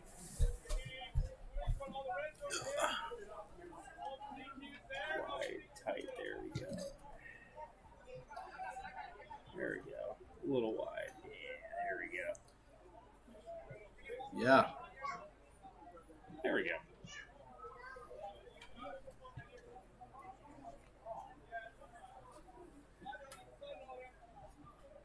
Doing the line out, which is a very important part of rugby because it's one of the easiest places for your team to get a dumb turnover. Why'd you make that like half the screen? I was going to change the text, but I'm not sure I can be bothered. Who are the sponsors? Is that who this is? TDS? Is that one Let's of our just sponsors? turn it on, shall we? We'll just turn that. Let's turn the sponsors on. Let's hide that. There we go. Yeah, there. we're good. Okay, it's just in the corner. Okay. Yeah. All right. Oh, apparently they're not doing it anymore. Okay. Let's see what else. This stream is brought to you by Preparation H. Stop. We can't use fake sponsors. That for is not a comedic fake purposes. sponsor. You're not sponsored by Preparation. I mean, I am. No, you are not. I spend enough with them. That's not a sponsorship. That's a dependency. Those are not similar things. All right, so let's see what's going on here. This could be the tic-tac-toe thing. I think because that's what I thought they were doing because they had all the stuff like they're still doing tennis back there.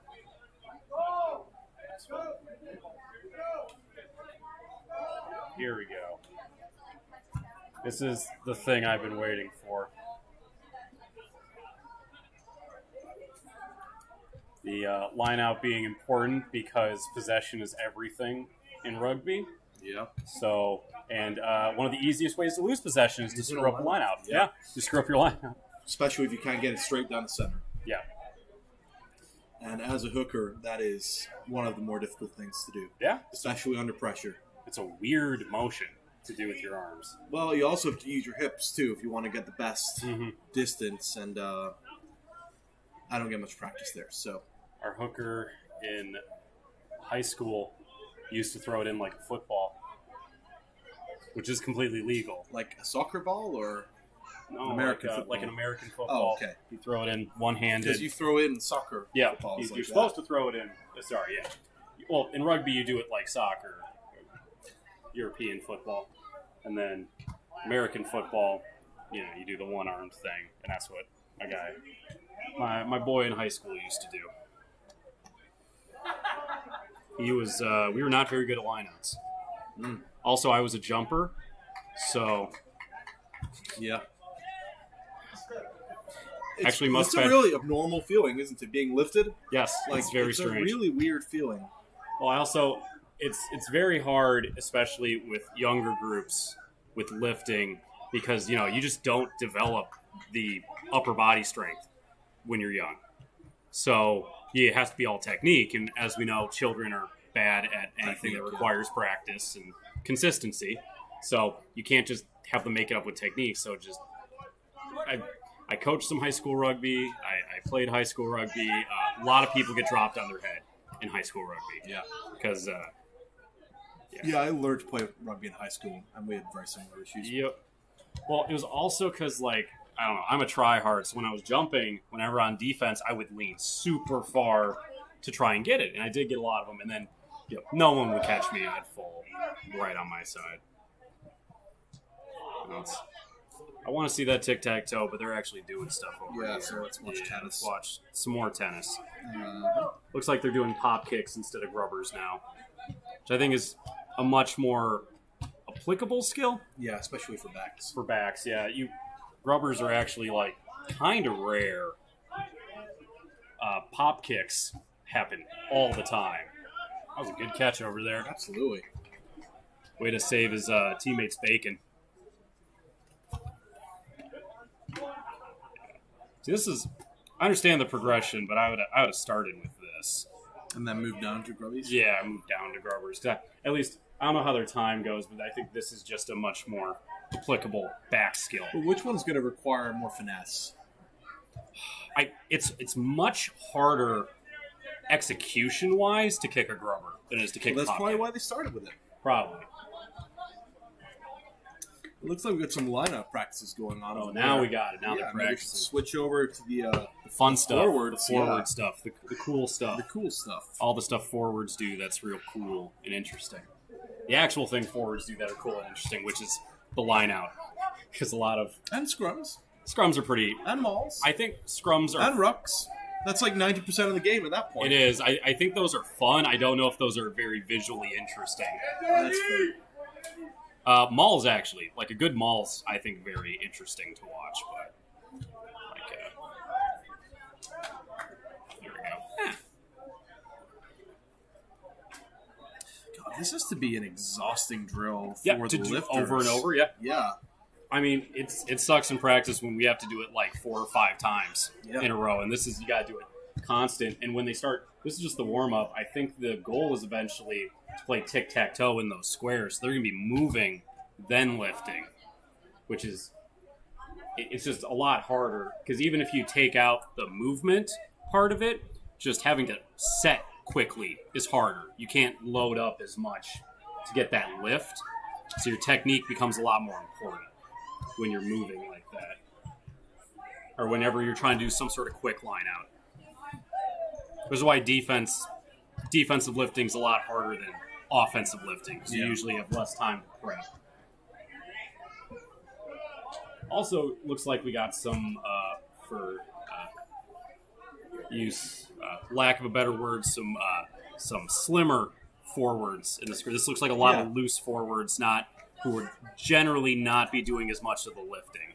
So I think some of these guys might be lifting when they're either not a primary lifter or have not lifted before. I mean, well, it's important to show versatility as a forward. Right? Oh, 100%, yeah.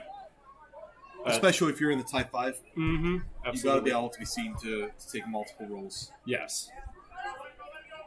So the line out, if you're not familiar with the rules of rugby has 3 basic components, which is lifter, jumper, and thrower. Thrower throws it in, jumper jumps up, and then the 2 lifters use his momentum to hold him up in the air, and then to just kind of hold him into place so he can catch the ball. So there's actually no rules of what position does what thing in the lineup. You can have whoever you want.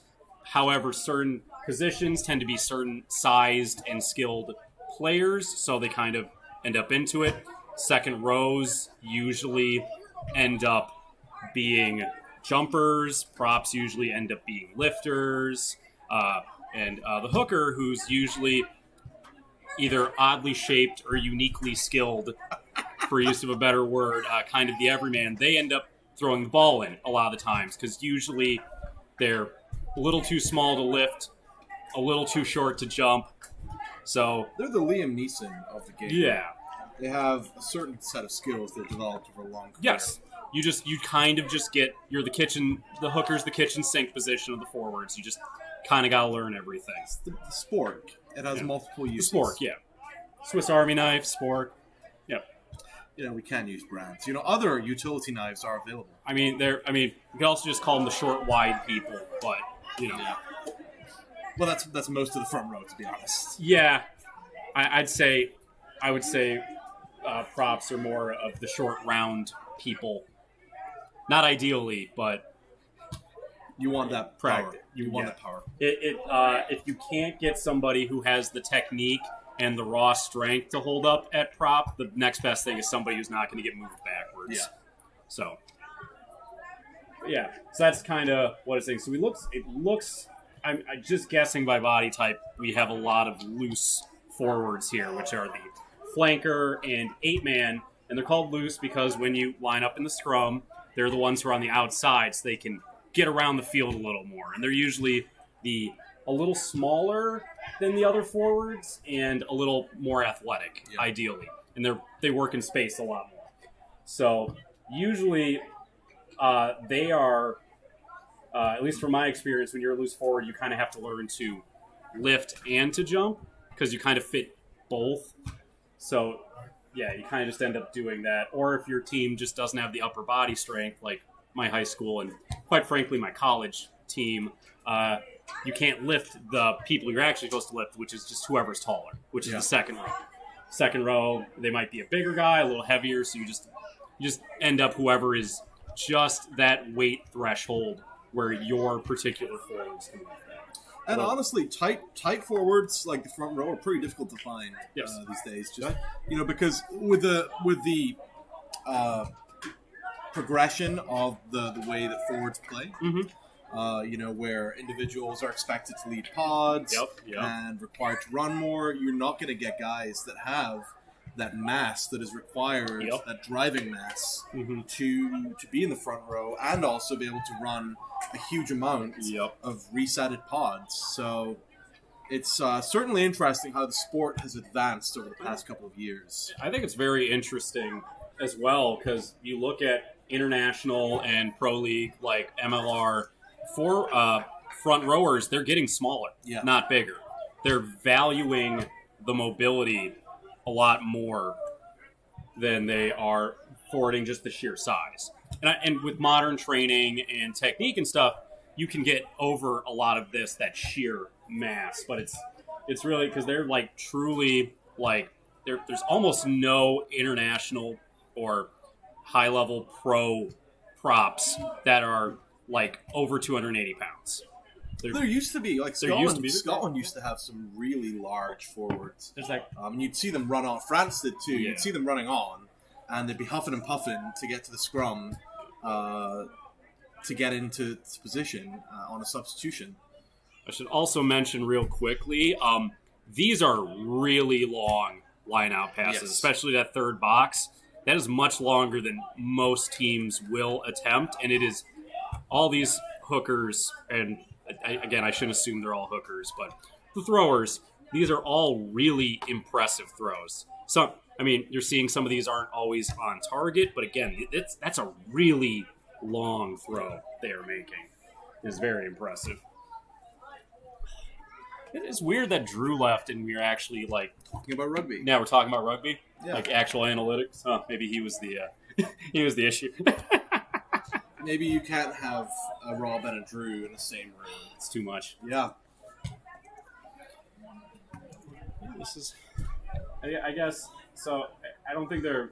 I think we got an idea of that. I guess we should look at the backs a little bit here. So they've been doing a lot of kicking stuff, which is, depending on your level, can be a very large portion of the game, and depending on matchup and game situations. And it either way, no matter how many actual kicking is going on, this is a very important skill because the advantage you can gain from being a good kicker and a good kick receiver is massive, and the disadvantage you get from being bad at it can be disastrous. Yeah, you can turn over a play.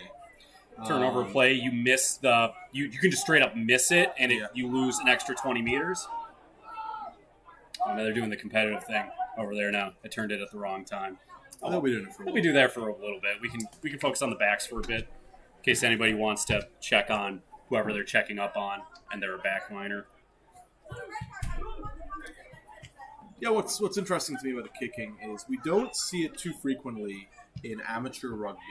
I think people are sometimes afraid to kick, especially to kind of chip and run. Yeah. Whereas in professional rugby, we see it quite frequently because it's a skill, much like we're seeing here, that they drill on, they work on. Yep. So, yeah, I think it's a great skill to have, especially for someone that's trying to create a play, especially for the rest of the back line. Someone can sprint forward and grab the pass. And these or even gain some ground and then hit them hard with the forwards, you know? And this is like a skill. This is showing the difference between professional level players and the level below that. Whereas this is a really unique and valued skill at lower levels of rugby. And it's just expected at higher levels. Yeah. You're just expected to be making these kicks and you're expected to be making these catches. And that's not like something you get a lot of kudos for. It's just you are expected to be able to do that. If you are any of the, especially fullback, wings, because wings cover fullback, fly half doesn't do a ton of catching, but they do a ton of kicking. So, I mean, and on the reset, the kickoff, there everybody needs to know how to at least be able to catch one. It's just it's something we see frequently, especially with forwards. They're like deer in the headlights, right? They have a kick coming towards them, they look at it, and they plant their feet. They don't understand how to catch it. So it's certainly a skill the whole team needs to be able to have.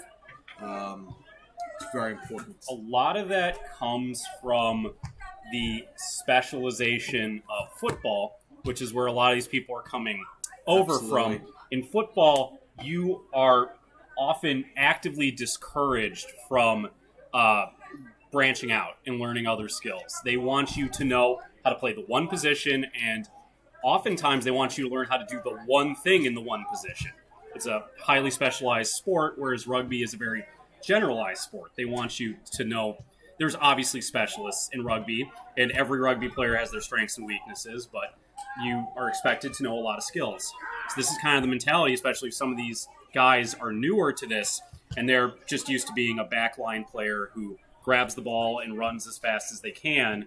Now they're getting into a situation where it's like, oh no, you can't just grab the ball and run forward. We need you to kick. We need you to receive. We need you to tackle. We need you to set up. So, Sean, just from the chat here, Andy B is asking if we can do some more close-ups and pans with the camera. You got it. And it looks like the 10s matches are going to start about 3. So the time here is 2:47. So coming up to 13 minutes until we get into those. Yeah, we're just focusing on these right now. The forwards who are off to our right of the camera are taking a break because they've just been doing lifting for a while, which is really hard. So this is kind of, the close-ups and the panning shots are not going to be good. I am not a professional cameraman, but I will do. Yeah, I think it's important to recognize the limitations. The limitations we have with this setup. It's not a great camera, and it's not on a great gimbal, so it's going to be a little choppy, but stick with us on that. I've worked with worse. Like, this is not a terrible setup for everything, but this is not like you're at the professional level lifestyle. I'm actually going to come out a little wider. We'll get like half the field, Oh, almost caught two. That'd have been impressive. Again, today's matches are happening at the Wisconsin Rugby Complex in Cottage Grove. It's got a second name, too. I always forget. So, if you're in the area, we have the bar open, and you're welcome to join us. There's some jerseys and brats and burgers for sale. It'll be a great time. Yeah. Andy, also, I will be going a little bit tighter when the scrimmages start, and I'll be doing a little more active camera work. With these drills, it's a little easier to go static. So we have 9 people on watching today. We kicked out Drew, and our viewership explodes. Right? Yeah, it's crazy, isn't it? We got to do. Drew's probably one of them, so that's good. He needs to hear these things. Yeah, this is personally, if I was doing this, seems like a very fun thing. If I had been convinced to and my body was up to it, this would have been a pretty fun practice. Absolutely. This looks like it's, especially if earlier before I got here, I've always been interested. I always want to time my dash, whatever distance they do. Oh, I almost got that. Well, the other thing, Sean, is it's absolutely roasting here today. I think it came in at 87 as we drove in. So, it's going to be warm out here today. 10s matches, I think, are going to be pretty difficult for the teams, having gone through this combine. Yeah. So it's very important to be able to perform when you're tired, though. So this is a good thing. So I believe the backs are going through water break. It looks like the forwards are starting back. Looks like we have the refs that are turning up as well. They were doing like referee training, I think, on the other field. Oh, I was supposed to sign up for that today. Oh, you didn't? No, I didn't. It's probably because I'm looking to move house shortly. So. Oh yeah. Congratulations. Oh, I assume it might be a downgrade. No, it's an upgrade, I think. So.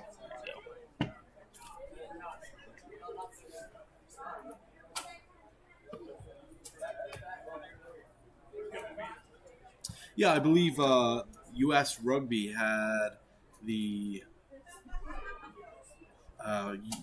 level 1 and level 2 refereeing courses and the level 1 and level 2 coaching courses today. Nice. I did the level 1 a long time ago, like almost 6 or 7 years. Oop, that guy got dropped on his head. Let's see that again in slow motion. Oh yeah, like we have that technology. I wish we could do slow motions. He's being very polite to the guy who dropped him on his head. I would be much more upset. And there we see some of that. Ooh, nice. A little tighter. We get on. We'll focus on this group right here. This one is about to go. Nice. So they're doing an example there of they're doing variants.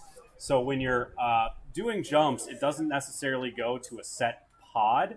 You can kind of have multiple pods there and then kind of pick and choose. So this drill, what?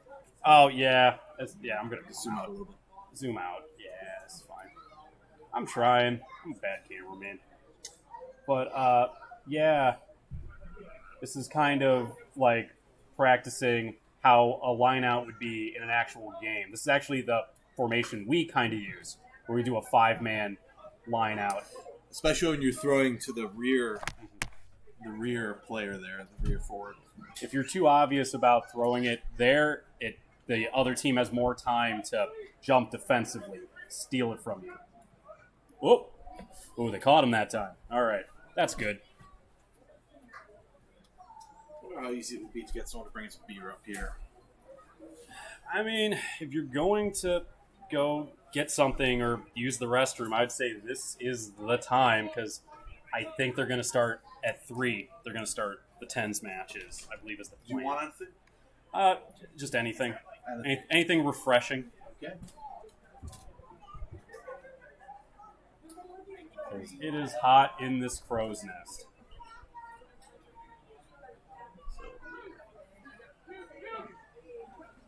Ooh, that was a good catch. Oh, they mistimed the one in the back there. This is like a really... I cannot understate to you how important and how difficult this is as a concept to do. The timing on this required is really hard.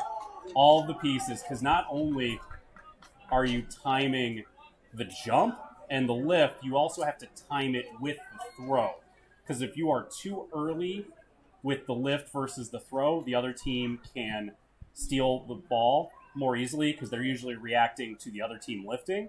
And if you're too late on it, then you're too late on it, obviously, it's hard to...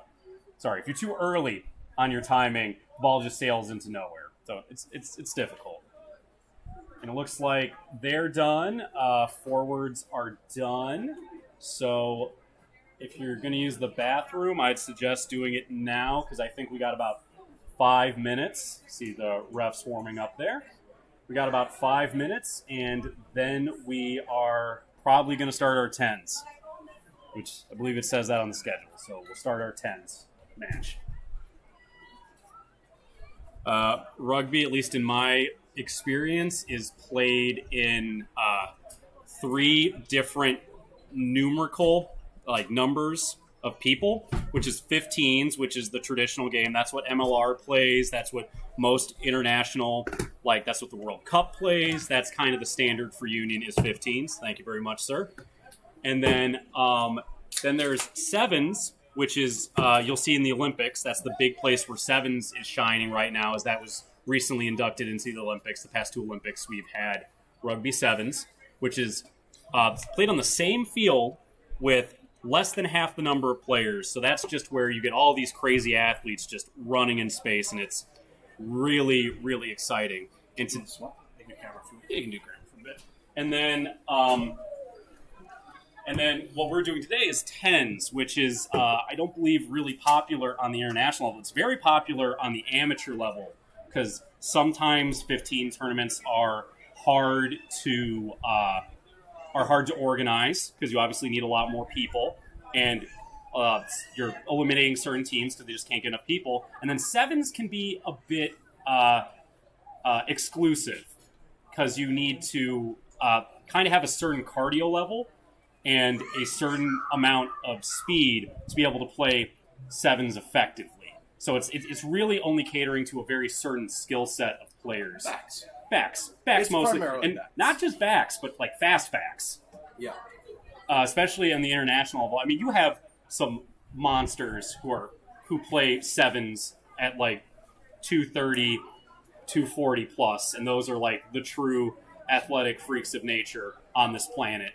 But for the most part, it's catered towards small, athletic people. And 10s is kind of the middle ground of those two, where you have enough people on the field where forwards can show off their relevant skill set, but there's enough space so the game is faster and doesn't get bogged down into some of the more grubby parts of the game, which I assume is why we're not...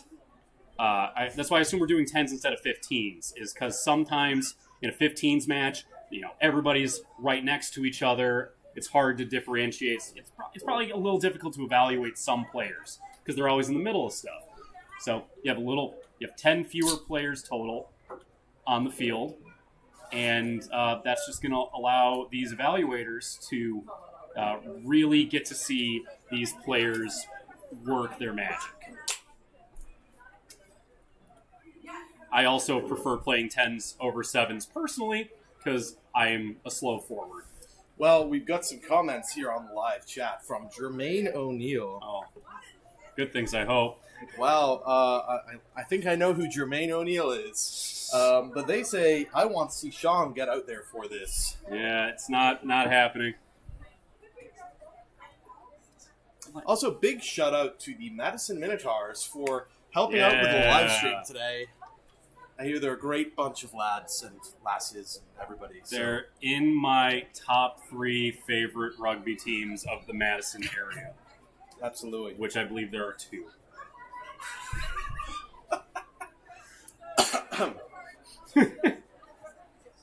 But no, Madison Minotaurs are a great organization, all-inclusive rugby team. We accept all people of all walks of life and all skill levels. So if you're interested in playing some rugby, but you're very new to the sport, or you're not really down with the traditional rugby culture, we're a fun group of people, and we work hard, but we also are very focused on building a community and having a good social structure. So if you're interested in joining us, find us on Facebook. I don't think we have a website. Or we do. We have MadisonMinotaurs.com, I believe, is our MadisonMinotaurs.com? I don't know. I'm trying to work out how to get the clock to work, but maybe we'll just go clockless. Oh, wow. It seems like everybody from the Madison Minotaurs is watching this. Good. Yes, we're also on Instagram. Like, subscribe, and follow. You come out to Rugby 101, of which I don't believe we have a date yet, but that's our kind of, if you're new to rugby, that will be a good introduction to it, and if you're not new to rugby, it's a good way to introduce to us. So we'll be quiet for a sec.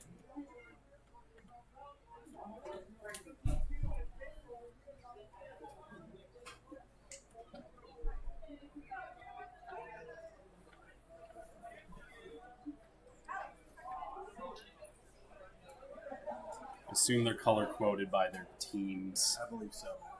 That would make sense. If I remember right, these are not like necessarily they're assigned. These jerseys were given to them. These aren't necessarily everyone in the Wisconsin rugby uniforms is a Wisconsin rugby player. Can I move this over? You can move it wherever you want, man. Yeah, it just gives me more room. You want it this way? Yeah. Okay, I got you. Fingers? That's about it, yeah. That's perfect.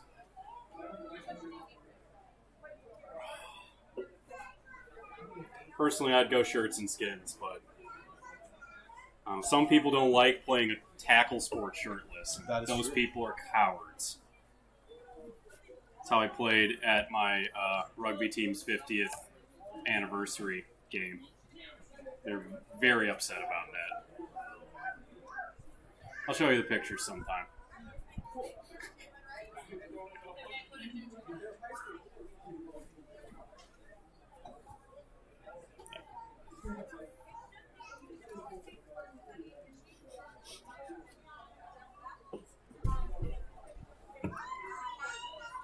Andy B, if you are still there, we will try to get you more close-ups on the actual game.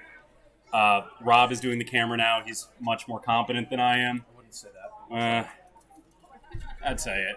And then, it's going to be just a little easier to do when there's one thing going on, which should be the Tens game. So we'll get a little closer.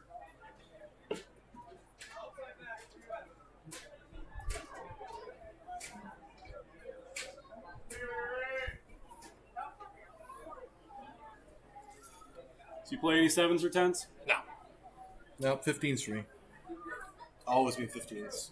I took a break from rugby when I was 18, so I played all the way from 12 to 18, and then I started playing field hockey. And It's not a big thing for men in the States. No. Not in the UK either. And then I played racquetball or squash and a bit of soccer. Field hockey always seemed to me like a very fun sport.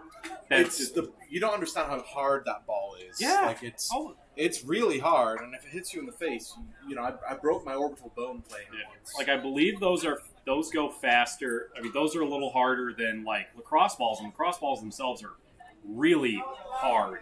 Mm-hmm. A little physical therapy tip: if you ever need to roll out small muscles, get yourself a lacrosse ball. It's the easiest way to really get deep in if you have like some tissue damage or some strains on your ligaments or some of your smaller muscles that you can't get just through stretching. Rolling a lacrosse ball on it will really loosen that up. Well, as you said, Sean, I haven't played rugby in 6 months, so I've not really needed. And you took a 20-year break from 18 to your current age of 38. Exactly. 38. 38. Thank you. 30, but okay. Is this one of those you're 30 till you're 40 and then you're 40 till you're 50 things? No, but if we ask Tim Lom, we can ask him to clarify what that feels like. Tim Long, our reigning man of the match. That is true. Mm-hmm. Scored a try, and I think he scored a second one that he got robbed on during our last game. Yeah. I think that was one of his first tries in quite some time. He said that. That was his first one in years, he said. Yeah. Yes, he is one of the grandfathers of the Madison Minotaurs. Been with us. Don't use that word around him. Been with us as long as the woodwork has been. I'm only saying that because I know he's not watching this. There you go. I don't know what he's doing and why he's not watching it, but he's not. Oh. Hey, him and Steve are just having a nice Saturday. Yes. Hello. Okay. Oh, do we actually have rosters? We have some updates. We've got rosters, but also instead of 10s now, they're playing 15s. Even better. Even better. And but they're still keeping roughly their same color jerseys. So it'll be 15-minute halves. Okay. And their rosters are split up by jersey color. Perfect. Neat. Do we know the order of play? No. By order of play, you mean like which teams play first? Yeah. I think they all split into just two teams entirely. Okay. And then they're just gonna rotate through subs. Yeah. Okay. Sounds good. So Thank you, sir. those are all there. Appreciate it. And I was listening while I was on the toilet. And it was Oh, that's unfortunate. No, I enjoyed it. I'm glad we are the toilet listening of all referees in the United States. If only we could have that big a niche. I'll put that on my resume. And then I'm gonna take those back from you at the end, so we can make sure they get the jerseys. I'll make sure not to burn them. I can't read this. Oh, I can't either. This is going to be... I can kind of read this. I should also mention now my eyesight's really bad. White. See white.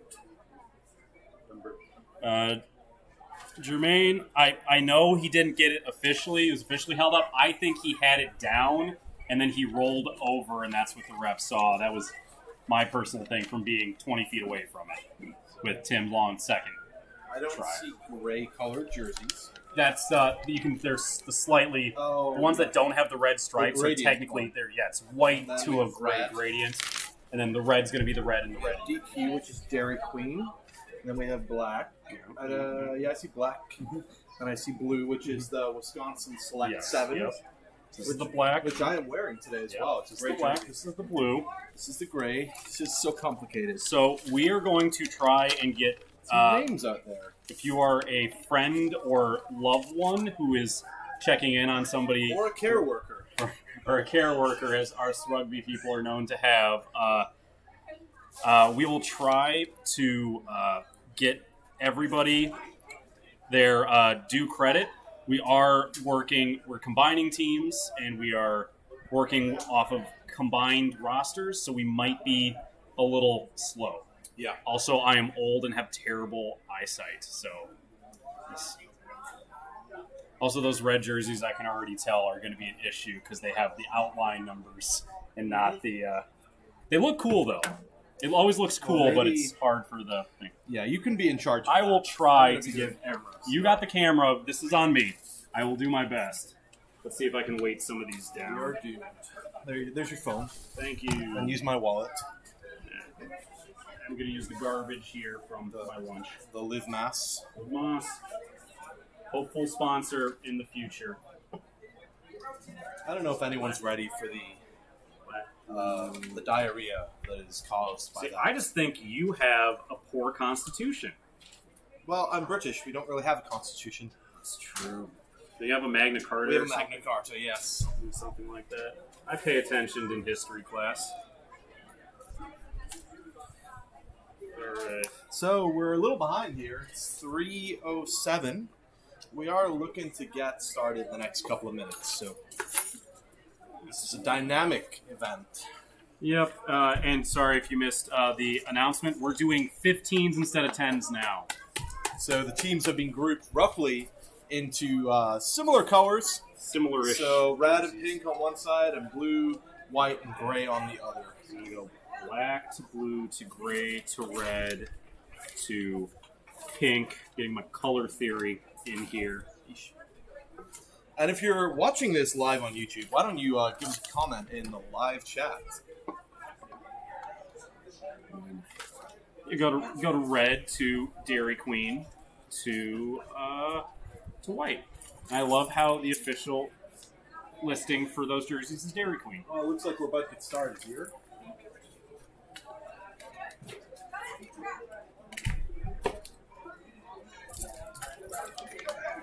Tuck this under there, and that should hold it down. Okay. I also, again, apologize if you are a friend, family, or loved one of somebody here and are looking to see their glory moments. I'm going to butcher a lot of names. And 15-minute halves. 15-minute halves. So 2 15-minute halves of 15s.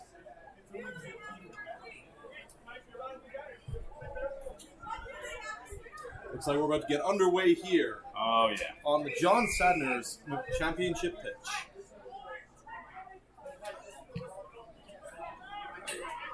Caught by White. Good drive.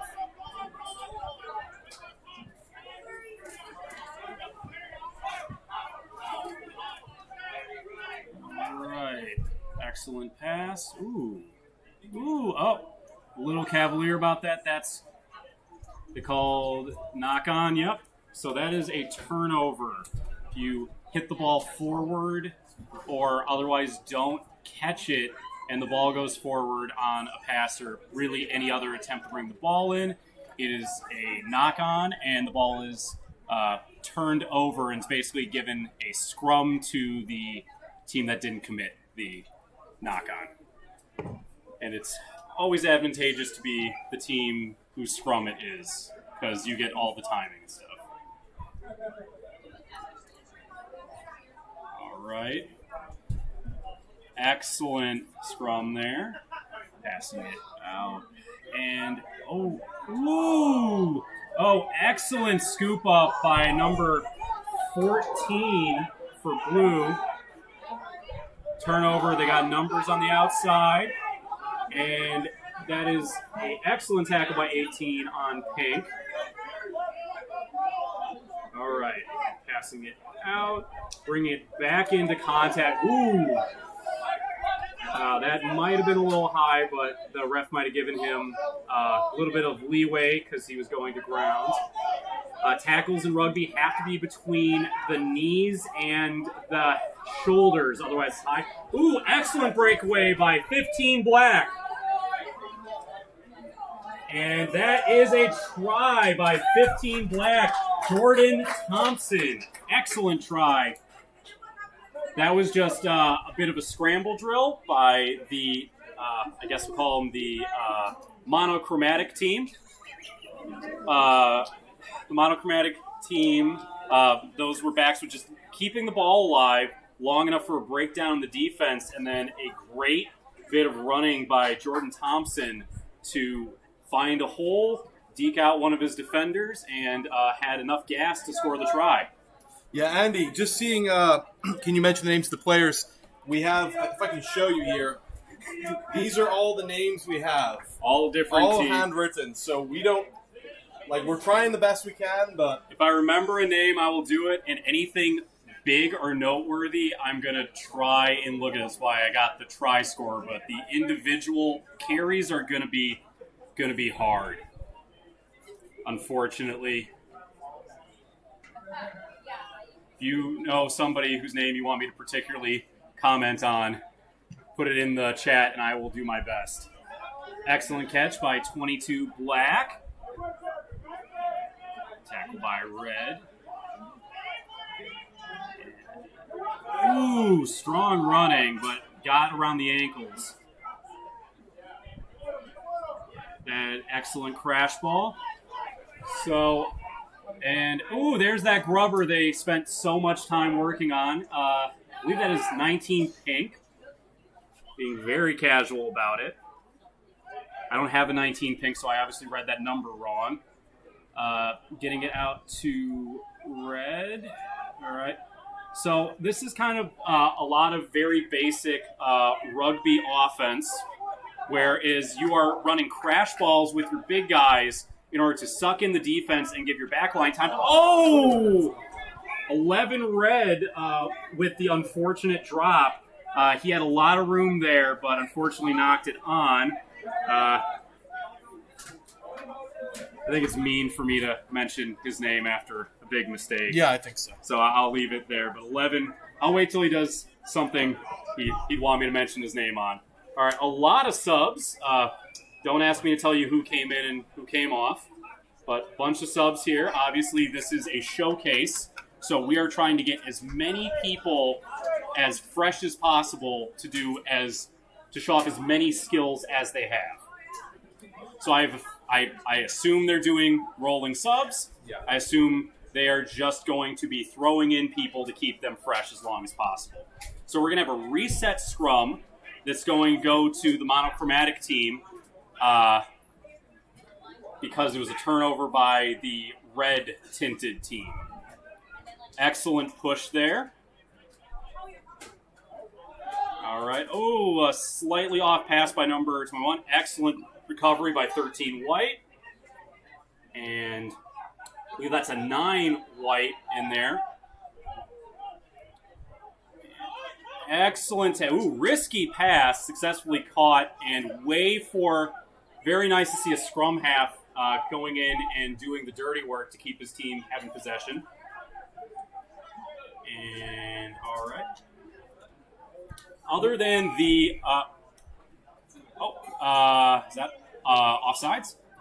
All right, offsides on the pink and red team. They did not retreat quick enough after the tackle. So number 13 for white is going to kick out of bounds. Yes. So he does that because on a penalty, if you kick the ball out of bounds, you get the territory for the kick, and you regain the possession. So when you do the line out, which is the thing we saw the practice earlier of the people lifting it into the air, then your team is throwing it in, which is always advantageous for you to grab the ball because you get to do the timing and call the play and such.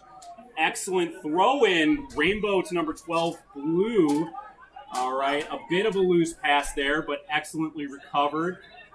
They got some space here, bring it into contact. So you can probably hear that. That is the back line saying they have an overload. Let's see how well they use this overload. Ooh, that looked awkward. Looks like he's okay. He's still driving. All right, number 20, blue, who is David Randall. Here's it up. Number 5, blue, for Darren Crawford. Good, excellent run. All right. Ooh, big collision. Managed to go forward. Ball squirted out a bit. As the ball carrier, when you're coming in, you want to try and regain possession as easily as possible so that you can, your team can obviously ruck over. Ooh, breakaway by number 4. Excellent pass off. Defense was there, but gained a lot of extra meters with that offload. Ooh, some shifty moves on the outside. Is caught. Stays inbounds, drives forward. All right, and now we're going to have 4 is going to have another chance to run through. We're running very hard today. Number 4, blue, is Brett. I believe that is Geelin? Brett Geelin, number 4 for blue. Excellent. All right, gets the ball out. Ooh, I believe they're going to call a high tackle, and they do. So again, tackles have to be below the shoulder line for them to be legal. It's dangerous going any higher, obviously, due to head injuries. Number 5, a lot of momentum running in there, gains good ground. Number 5, Darren Crawford. And ref call scrum. It's high tackle again. It's a high tackle again? It sounds like it. Looks like a high tackle. All right. He wasn't making the hand signal for it. Who's the? Oh, he did do that? Oh, okay. I misinterpreted. I thought he was, like, doing it. Oh, never mind. Another high tackle. So, and we're going to have another pretty much full line change here.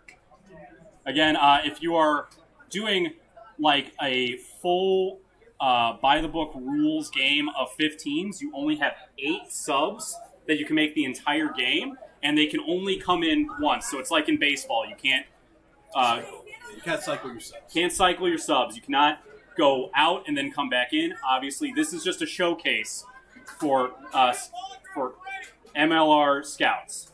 So they're trying to get as many people as possible. Right now, they're looking for a lock, it sounded like, which is a member of the forward pack, and it's an important part of it. So obviously, they want everyone in the scrum when everyone's pushing on each other. You don't want people playing out of position. You want people playing in positions they're trained for, so looking for a specific player in order for them to do this scrum safely. Looks like they're still waiting for one player. Yep, looks like it. Might just be trying to clear the field from are they asking for yes, I think. Okay. So we're getting in here. This is a feed in by red. So if they win this, they're likely going to throw it out and then try to get a kick for territory to try and get. Yeah, so right there, big kick. I cannot read his number. Excellent catch by number 9, Gray. And excellent breakaway. 14 blue. That's over. And it's over. Excellent play. Number 14 blue, Ian Muter. Yeah, I'm going to go with Muter. Mutter? M-U-T-E-R. Ian Muter, 14, with an excellent bit of support. That's the number one thing. When you get those breakaways, having someone behind you for when you get tackled to pass the ball to. And it's just a good thing to do, and you get rewarded. Excellent kick, just a little bit short. Of the goals. Did you catch his number? Is that 9 for Gray? I think that's 9 for Gray. It's Carter Beelman. And he also had that excellent kick and return on the attempted clear out by the red-shaded team. Yep, number 9. Yeah, it looks like the monochromatic team really are dominating the play. They are so far. They're doing better on support, and they're getting these long breakaways because of it. All right, and we saw it there, a lift on the line out. And now we're going into a maul. This is what happens when the ball is kept up. You get the shoving match. So it is on the monochromatic team right now to get the ball out. Otherwise, it needs to be stopped. Yep. All right, so that was the red-shaded team managed to hold the ball up from going to ground and stopped the monochromatic team's momentum, which counts as a turnover. So now it is going to be a put in for the scrum for the red team, or the red-shaded team. That is always the issue. You always kind of want to get these extra yards when you're carrying the ball, but sometimes it's better to go on the ground. Ball squirts out on top. And, excellent job all the way out the back. And, they got a lot of momentum here. That was a really long pass. That might have been a late hit, and that is what they're going to call. Late hit there from Black. You can't do that. The ball's out. You need to do everything in your power to stop your momentum and not do it. That's another safety issue, like the high tackle. We're not trying to hurt people, especially in an event like this. Nobody's going to be impressed with your late tackle to show how tough you are. All right. And so he was trying to kick for touch to get one of those lineouts, and he failed. And that is an excellent return. I'm going to see if I can get this number. Another one. Oh, man. Excellent individual play there. Number 15. By number 15, Black, which is Jordan Thompson. I believe he had the one earlier, too. So he has 2 now. So Jordan Thompson, clearly a very shifty runner. Like, that wasn't just a speed thing. He was running around and over multiple people. So this is fantastic bit of technical running on his part, as well as a very excellent catch. Sometimes when those come at you like that, big knuckleball, have a lot of force because he's trying to get out. And there we go. That's converted. That was an incredible conversion by. I'm already forgetting. Yep, I'm trying to find his name again. Carter Beelman. That was an excellent kick. So that is one of the hardest kicks you can make in rugby. And making it with the ball held versus a tee. Versus a tee, which also makes it harder. So when you score a try in rugby, the extra point is vertically placed where the ball was put down, so closer to the sideline. Oh, we'll get back to that later. Excellent catch by Monochromatic team. So they are working the ball inside. Oh, and a kick into space. That's a very good chase down by Red. Manages to get there, passes it out, and that is another high tackle. Yes, they call another high tackle. That was just unfortunate. That's what we call a seatbelt tackle. That wasn't necessarily hard, but it was lazy when you get that arm up there. All right, very hard run on the reset. Yep, get down. Excellent support. All right, 21. Strong bit of running. His support was late. Interesting exchange there. He a little bit of rolling on the ground there. We're settling down. 14 now. Let's watch. I think they're trying to run some plays. All right. And they are... I don't know that hand signal. You know what that hand signal was? No, I'm going to look at the laws. Signals. Some sort of penalty. And it's a turnover, so it's a penalty on red. Blue is putting the ball Free into... kick. What? No, second read. Here we go.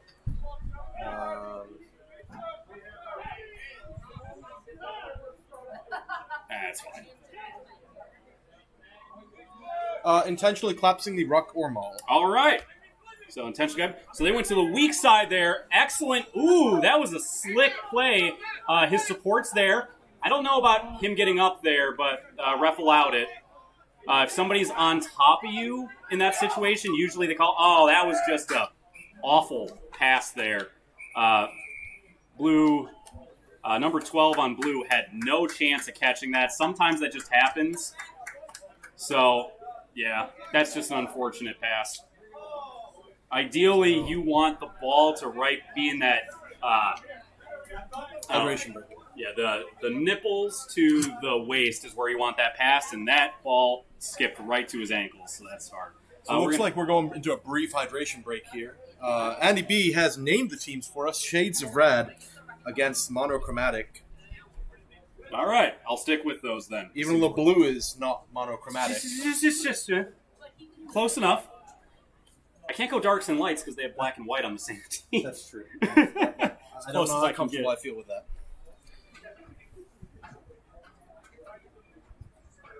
You can think of it as laundry if that makes Have you. we got a score on this yet? It should They be converted one. Should be 12-0 because it was. They have 3 tries. They have 3 tries. I believe it was only the.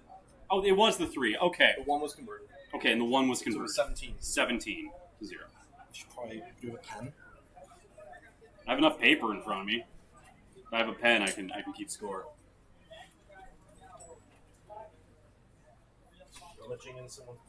Yeah, so a clarification on the high tackle, which has been happening a decent amount, is any tackle that is above the shoulder line. It is regardless of intent or severity.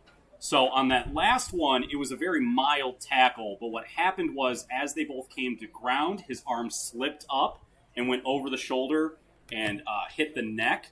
And even though that may seem like a harmless tackle, it's a bad habit and can lead to dangerous play. So that is outlawed. That is mostly an issue with a player not getting low enough on the tackle, which is unfortunate, but I believe, if I remember right, there was a decent height difference between those two players, which is why when you're a taller player, it's sometimes harder to tackle shorter players. But yeah, no malice on that. If the referee does believe there is malice on that, Obviously, we have not seen any penalties yet, and I sure hope we don't in what is supposed to be a friendly showcase of skills. It's not going to bode well for these players with these scouts present. Oh yeah, you get a red card in something like this. You can't be trusted. Game over, man. Game over, yeah. Game over, man. So we shouldn't have any of that. But if that is usually based on referee discretion, and it's usually based on based on severity and intent. So if there's a high tackle or some other issue that is done with a lot of force, it'll sometimes result in a yellow or red card, whereas other times, if the referee thought, hey, you did your best to get out of the way, it's still a penalty, but we're not going to give you the additional things. So if you've seen other rugby matches and you've seen players get yellow and red cards, or I get that late hit earlier, which I think was the closest we had to a dirty play so far, or it might have just been lazy. I started looking elsewhere when that actually happened. Great job. But I was following the ball. That's my job. Fair enough. So they judged that those were not very intentional, or they were not very severe, so they were given just penalties, not cards. Were those same ones, if they were done in a more dangerous manner, would get those.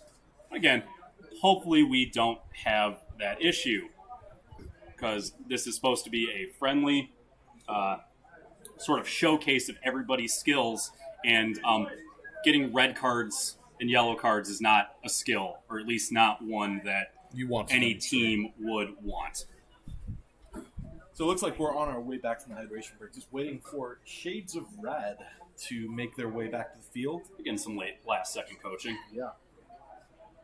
It's always hard because rugby is such a cohesive team sport when you're playing. I know a lot of these guys play for the same teams, but they don't all play for the same team. So sometimes it's hard getting that mesh where you're getting everybody trusting each other, everybody's on the same page. They might be running a completely different offense. They're obviously running a very simple offense compared to probably what they're used to, and it might not be the same one. So, it's hard. There's going to be some miscues. So also very different to football, where you can communicate with the players during the field, during the game. Absolutely not. You're pretty much on your own once you start the half. South Africa's coach got in a lot of trouble recently for being the water boy for his team and trying to run out during water stoppages to give his team coaching. So that's a big no-no. It's one of the appeals, actually, for a lot of players in rugby. It's a sport where they want you to be smart and they want you to think for yourself and make smart decisions, which is not what some other sports, mainly football, likes you to do. So I know that was the big appeal when I started playing in high school. It was a sport that rewarded me for knowing what I was doing. That's why you've got football coaches that have essentially the Waffle House menu in front of them with all these different little plays. The coach does most of your thinking for you. It is a chess match. Football is a chess match between two guys using people as pieces. And that's very fun, but it's not the same thing. And rugby is a very cerebral sport, even though us ruggers get, reputation as big meatheads, but you truly, if you play stupid, you will be punished for it. You need to at least know what you are doing.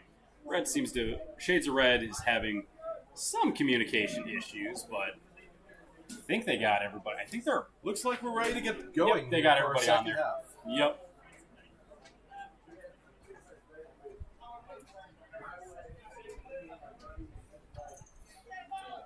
All right.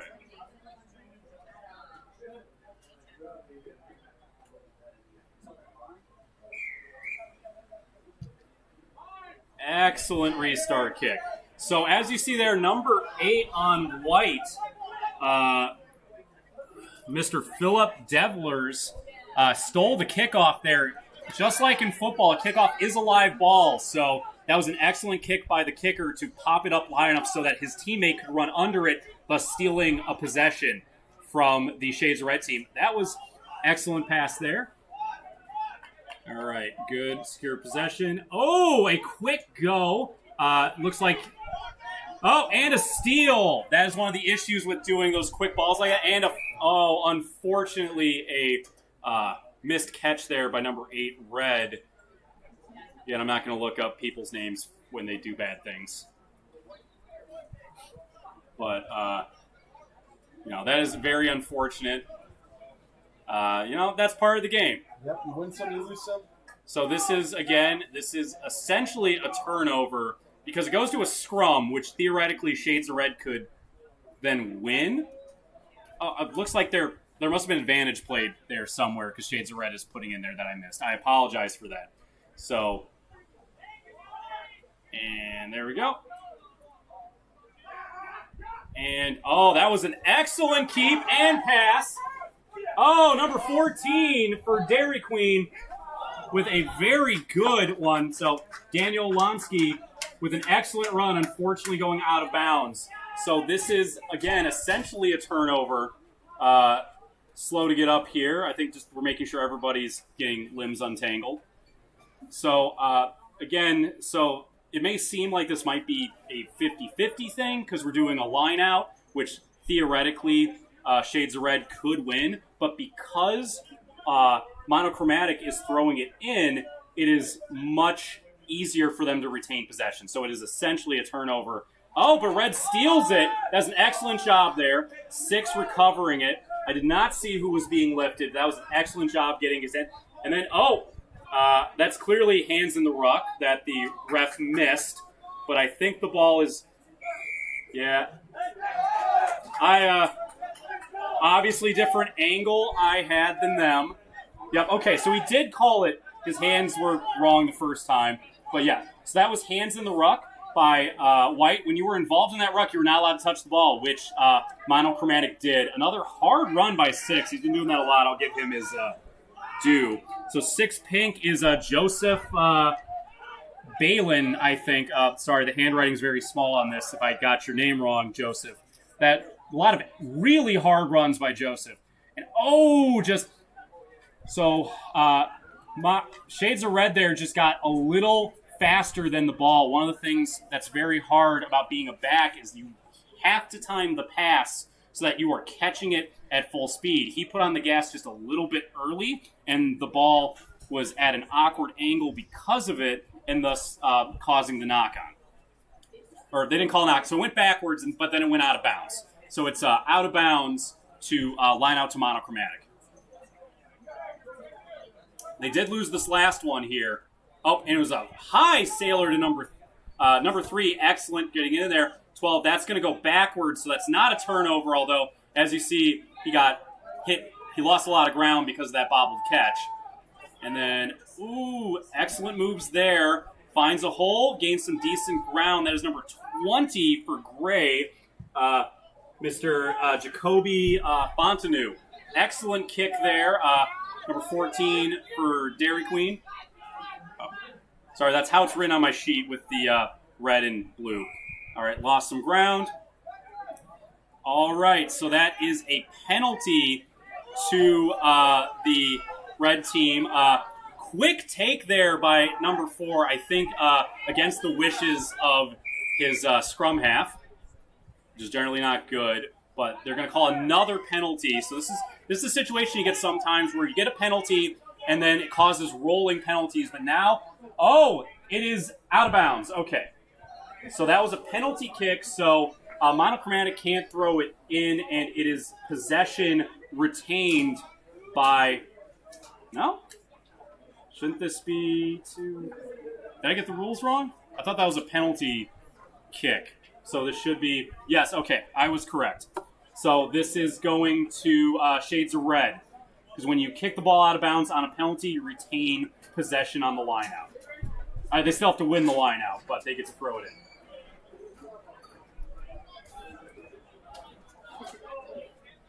All right, there's some miscommunication with Monochromatic. And that's just to no man's land. Number 20 does an excellent job of scrambling up that ball. That would be Chandler Owens. Excellent awareness there. They get the ball out. Strong run, gains some ground. His support is there. They passed it out wide. Collapsing. That was an excellent job of Monochromatic coming up on defense. They did not gain a lot of ground there. Throws it out. Excellent move. Retain possession. They are asking for a swing. And, the chip kick over. That's going to be very difficult. And he grounds it. So, Monochromatic ground that in their own end zone. So, I believe that is going to be a scrum down it's a 22 drop. Goal line drop. Goal line drop. So he kicks it. Team retains possession. So that's an excellent job there. And so essentially what happened there is the gray player touched the ball down in their own end zone. So that works like a touchback for like a kick in football. So your team retains possession.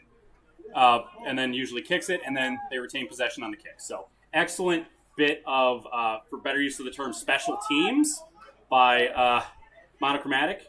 And now they're just kind of doing some crash balls, trying to retain possession, trying to force the defense out of shape so that they can do some backline play. And all right. So that was Monochromatic dropping the ball, which that is going to be so he is calling previous advantage. So essentially how that works is sometimes you get a penalty, and it's more advantageous for your team to keep playing than it would be to receive the penalty. So the ref will call advantage, and then you get to keep playing until he feels like you don't get the advantage or get the advantage. So obviously Black got the knock on, which is disadvantageous, so they go back to the previous penalty. Sorry, that's might have not been explained well, but then they kick the ball out of bounds, retain possession for this line out. Advantage is kind of a funky concept, but if you think about it like a encroachment or offsides penalty, in football, it's a similar concept. Play goes on, and if you do something better than the penalty, you get to keep it, and if you don't, it goes back to the penalty. All right, so Monochromatic retains possession of it, a little sloppy, but so Red is very high up on this, and another drop ball knock on by number 23 for White. So, yeah, that's just unfortunate. I don't know, the sun might be out or something, or players are just getting a little nervous, but that's one of the things that it's not you're really going to get knocked down on is if you cannot catch wide open passes, that's going to reflect negatively on you as a player. And we've been having a lot of dropped passes. There's not really any excuse for it. It's just a concentration issue most of the time. All right, that was an excellent scrum by Shades of Red. Number 20 decides to keep that. Didn't really have anything.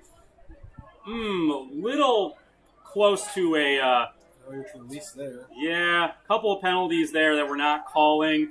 That was a hard tackle, loses possession. Sloppy ball by Red. They do retain possession. However, I believe... All right, so Red retains possession, and another knock-on. Yeah, that might have been a little low, but you are expected to catch that, especially if you are hoping to play high-level rugby. Again, could have been a little higher. Still should catch that. And we are doing a scrum down here.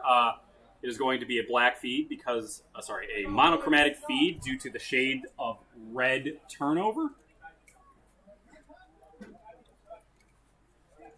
Just taking a second, making sure everybody is in the proper positions and safe. We have not had a stolen scrum yet. These have all gone to the... Oh, Shades of Red with an excellent push, though. This is... all right. So, and it squirts out... Oh, right to the face. That is unfortunate. Okay, and a turnover.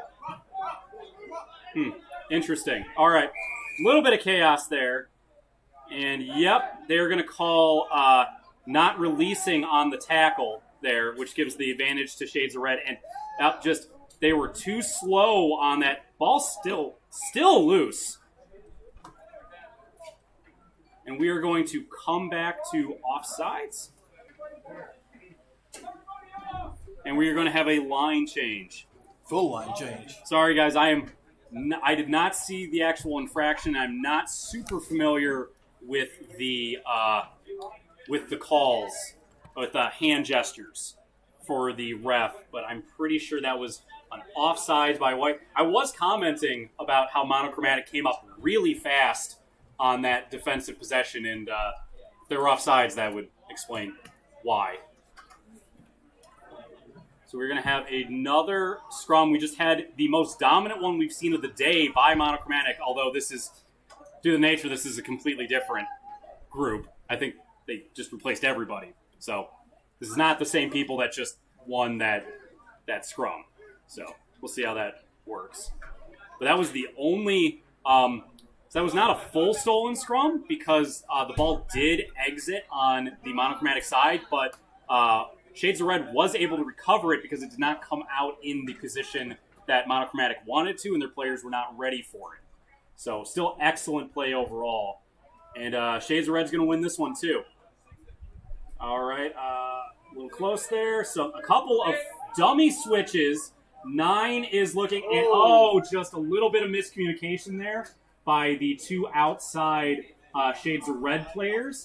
I believe the inside player thought the outside player was going to be a little bit farther than he was.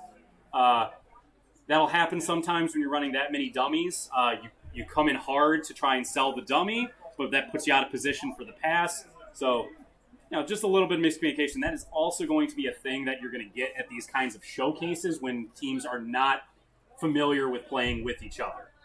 All right, and that is a white win, and the hooker came in and dropped it, and I believe they're, all right, so they're calling not straight on the throw. Nope, they're calling a knock-on on the hook. Yep, they call a knock-on on the hooker who they attempted to throw the ball back in on the line out, so now we are having a Shades of Red scrum. A knock-on always results in a scrum. For some penalties, you get kind of options you can do. This always results in a scrum. And so it's actually the first one we've had, which is actually a really collapsed scrum, which is actually a really common thing at a lot of levels of even professional level of rugby. And it's actually a testament to how good these forwards are performing. That is the first one we have seen this entire scrimmage. So they're just going to call a reset. And it is going to be won by Shades of Red. And that is going to go out to 12, out to 11. That's some sloppy passing. And White picks it up, has some room. All right, is excellent turn. And then I believe that is our double try scorer, Jordan Thompson, who just lost his feet. And then, an excellent run. A lot of momentum in that run. I did not see the number of the white jersey player. And we are going to pass it out. They should have and gets the gap. Number 21, Black, with the excellent move. And he passes it off to, that was just some, helping out a friend there. He could have taken it all the way in. That was Evan Kowalski. Evan Kowalski, 21, Black, with the excellent bit of running and the little bit of charity there to his buddy. Number 8, White. Number 8, White? All right. To Philip Devlers. Philip Devlers, who has been having a great game himself. And that was converted. Yep, and that was converted to, which gives us 4 tries to converted, so that's 24. No, because They have 3 converted or 2? Yeah, you're right. Yeah, so it should be 24. It's really difficult not having teams with the same colors. Yeah, and me not having a pen for some reason. But that was just an excellent bit of running. And then I believe you could have taken all the way. It's always nice to help your teammates out when they getting it straight between the posts as well. Yeah. Oh yes, because that makes the conversion kick 1,000 times easier. Because like I was mentioning earlier, that where you set it down determines where you kick it from. Restart here, kick for red. Passes it back inside. You will notice now that the team that gets scored on actually kicks it back to the thing. And that is a penalty there. I did not catch what penalty it was. Excellent bit of running there by number 16, Mono Shades of Red. Big boy carrying the ball. Excellent run. I did not see his number. And I believe that ball was jackled, and they are going to give it to him. So that was, he stole the ball, and then is kicked directly out of bounds. I believe. Is that halftime? I think it's full time. Full time. All right. I don't know. I don't think they had halftime. They had a water break. Although they might have just had a water break that was halftime. They're clapping like it's full time, so I guess it's full time.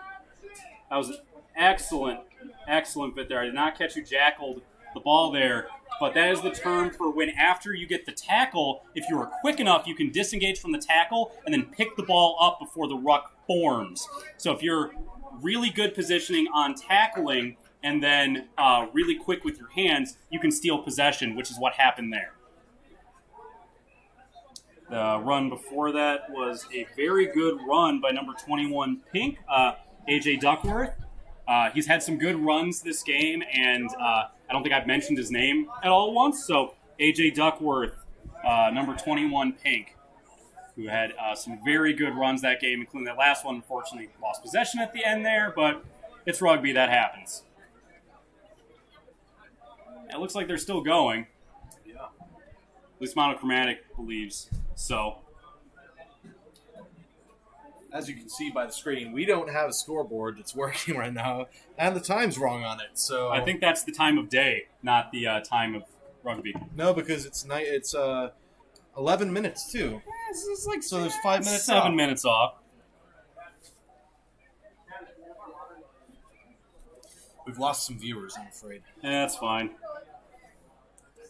I'm not paid by the viewer.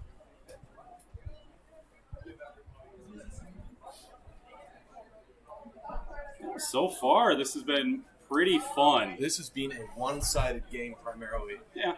I will say Shades of Red have made some amazing plays, especially their forward scrum is phenomenal. They are dominating the scrums. They're not moving an inch when they're the offensive scrum, and they've been getting really, really good pushes as the defensive scrum. So that's been pretty cohesive there. That's hard. It's hard to have a cohesive scrum with very little. That's a thing you really need to get the same group of people with and drill in and get comfortable with and get really tight bindings. So having a which I think is why we've had so few turnovers. It's very hard to get a clear advantage when everybody is kind of thrown together. But I would say the advantage has been with the red team. And it's just they've had – both teams have been having knock-ons. I just think Reds have been a little bit more descended, a little bit work to their detriment more than Monochromatic has been. And then just I think both teams are running the offense pretty they're running pretty basic offense, which is kind of the two crass swing. But that's what you want to do when you don't know your teammates. Oh, exactly. That makes sense. Let's not forget these guys haven't had a chance to get the gel together. Yes, this is a combine, so this is exactly what I expected to happen. But you're not. My point I was making was that when you're gaining these big grounds, you're not doing it off of offensive structure, and you're not doing it based off of play calling. You're doing it based on either the individual good performances of the ball carrier or the individual bad performances of the defender. And I just think that Monochromatic, especially the double try scorer Jordan Thompson, like both of Jordan Thompson's runs were just they were break plays. They were just excellent individual bits of running, and then he had and then I believe Evan Kowalski's big breakaway, which ended up being thrown to. Let me practice getting my sheets here. That was 9 white used, or it was 8 white to Philip Devillers.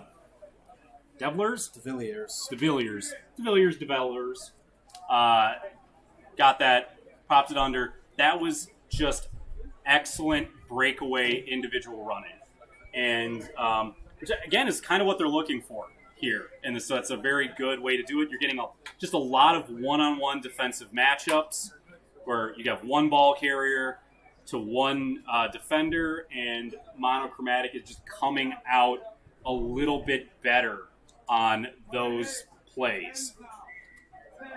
Like, the down and dirty work, I believe, is very even, and I would even give the edge to the Shades of Red team. But So, the things that put I points on don't the want board. to interrupt you, Sean, Go but it ahead. looks like we're moving to 10s now. Okay, now we're going to 10s? Yeah. All right. All So right. it looks like the teams are getting sorted into forwards and backs. I don't mind that. I don't mind switching at halftime. Because we got to I see think we saw a full game there. It was 2:50. that was okay. So now that we're doing extra at the end of it, Yeah. which you want everyone to get all of their minutes in an event like this. So that's super cool that they are. Are you done with your beer? I'm done. Yeah, Do you want another? sure. I'll take another one. That is I would say that is a very neat thing because not.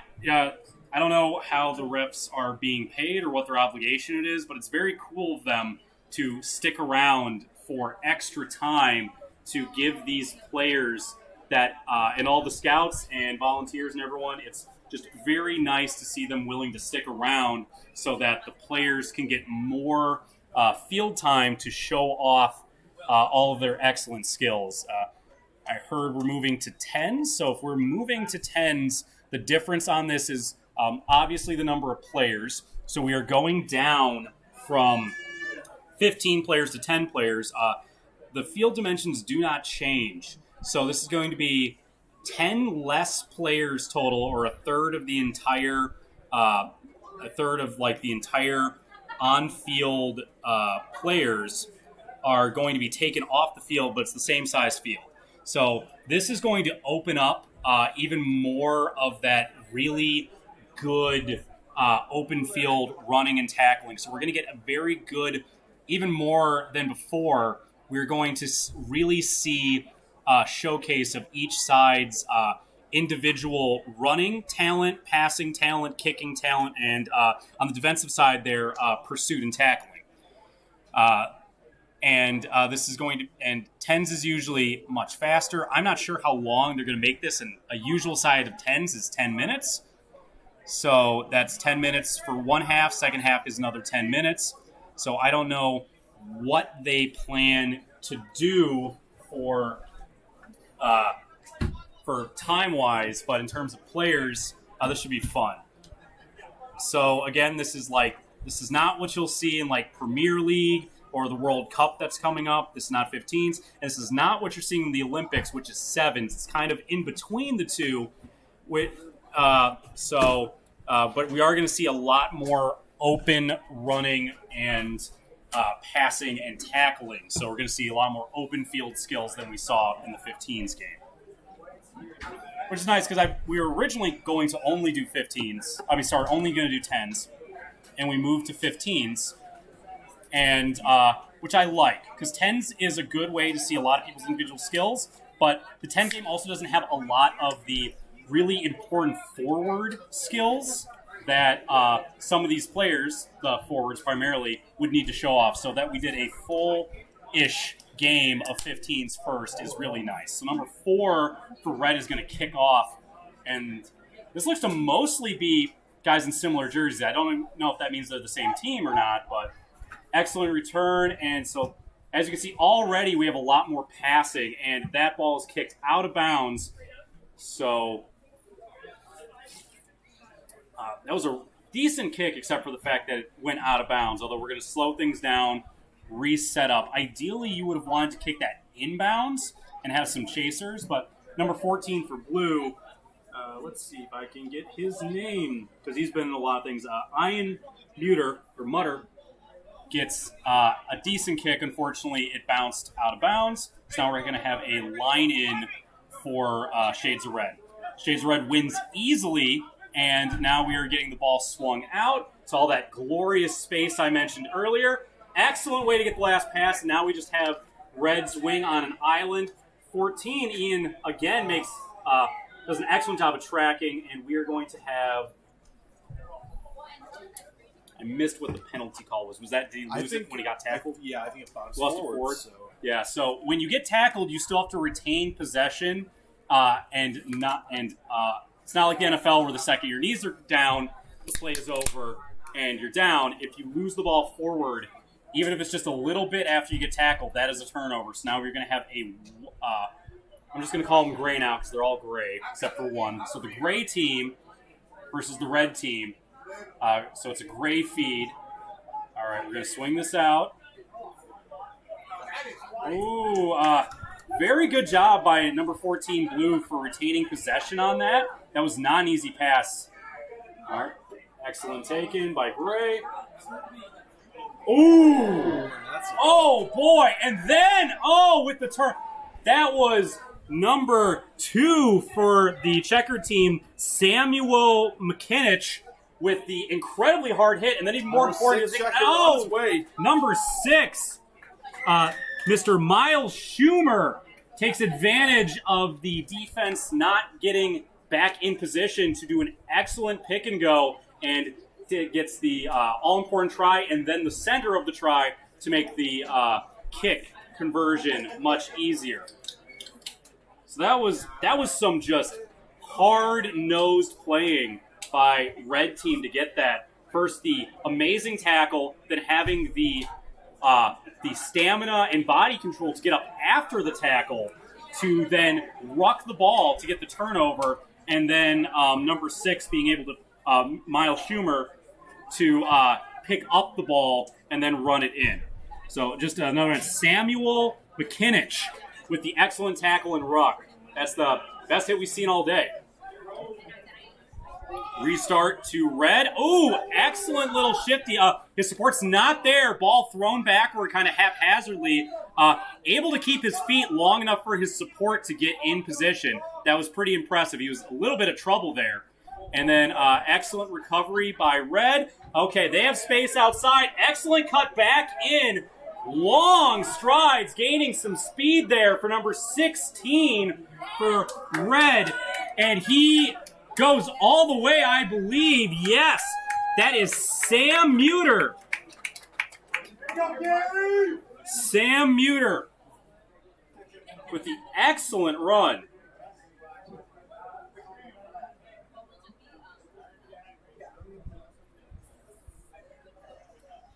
I think someone called him Gary, which might be Gary Usman. That's probably him because he's wearing Dairy Queen. Gary Usman. Sam Muter is the 16 for the Dairy Queen, which is what's scored on my sheet. They called him Gary Usman, who is on my sheet as 5. If that is not correct, they switched jerseys at some point. Sorry about that, Gary. That was an excellent carry. Or not, Gary. It's Sam, and Sam had an excellent one. Whoever did that, great bit of running. Used his outside leverage that his teammate had to basically create a dummy situation where he's able to cut into open space and then just had the gas to finish it all the way. I feel like we're missing out on a great opportunity to call these guys the Dairy Queens. Yeah, I can call them the DQs, but they're a red team. All right, big kick, caught back up. Excellent run. Oh, man! That is such an excellent run and an excellent offload. Oh, man. Gets the pass off, and he's into space. Manages to stay on his feet. That was Samuel McKinich with the excellent breakaway after the big hit and ruck earlier. Oh, man. Has the space. Oh, and the gas to get through there. I missed his number. I will see as soon as I can get around with the just great display of acceleration and speed, hitting that hole there. Number 11. Number 11 for red, which would be... And he converts it. Gentry... Stork? Stotch? The last name is kind of faded away here, so sorry, Gentry. Gentry, Stature, Stock. Sorry about your last name there, but that was great running, and then also the conversion, showing a little bit of versatility by also getting his own conversion. It's always nice when you do it yourself. And as you can already see, the 10s game, lot less crash balls, a lot more set lines, and a lot faster and just way more space. A lot of the crash balls you see in the 15s game is to try and twist the defense out of shape by kind of hitting them hard in the middle so that you can get big plays on the outside. whereas in 10s and 7s, you don't really need to do that as much because there's a lot less people on the field, so there's already holes on the defense. So it's just a lot more back and forth, a lot less crash balls, and obviously when a break is made, there's way more space for you to be able to run into.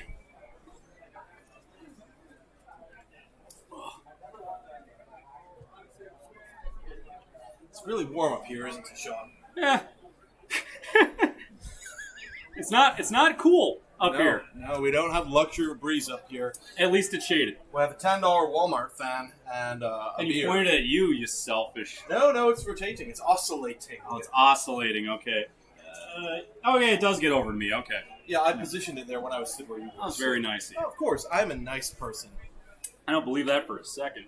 I paid for your... How many beers now? It's been 2. Did you already lose count? How many beers have you had? 2, 3. See, losing count? I had 2 beers and 1 White Claw. Or is that Scottish schooling system?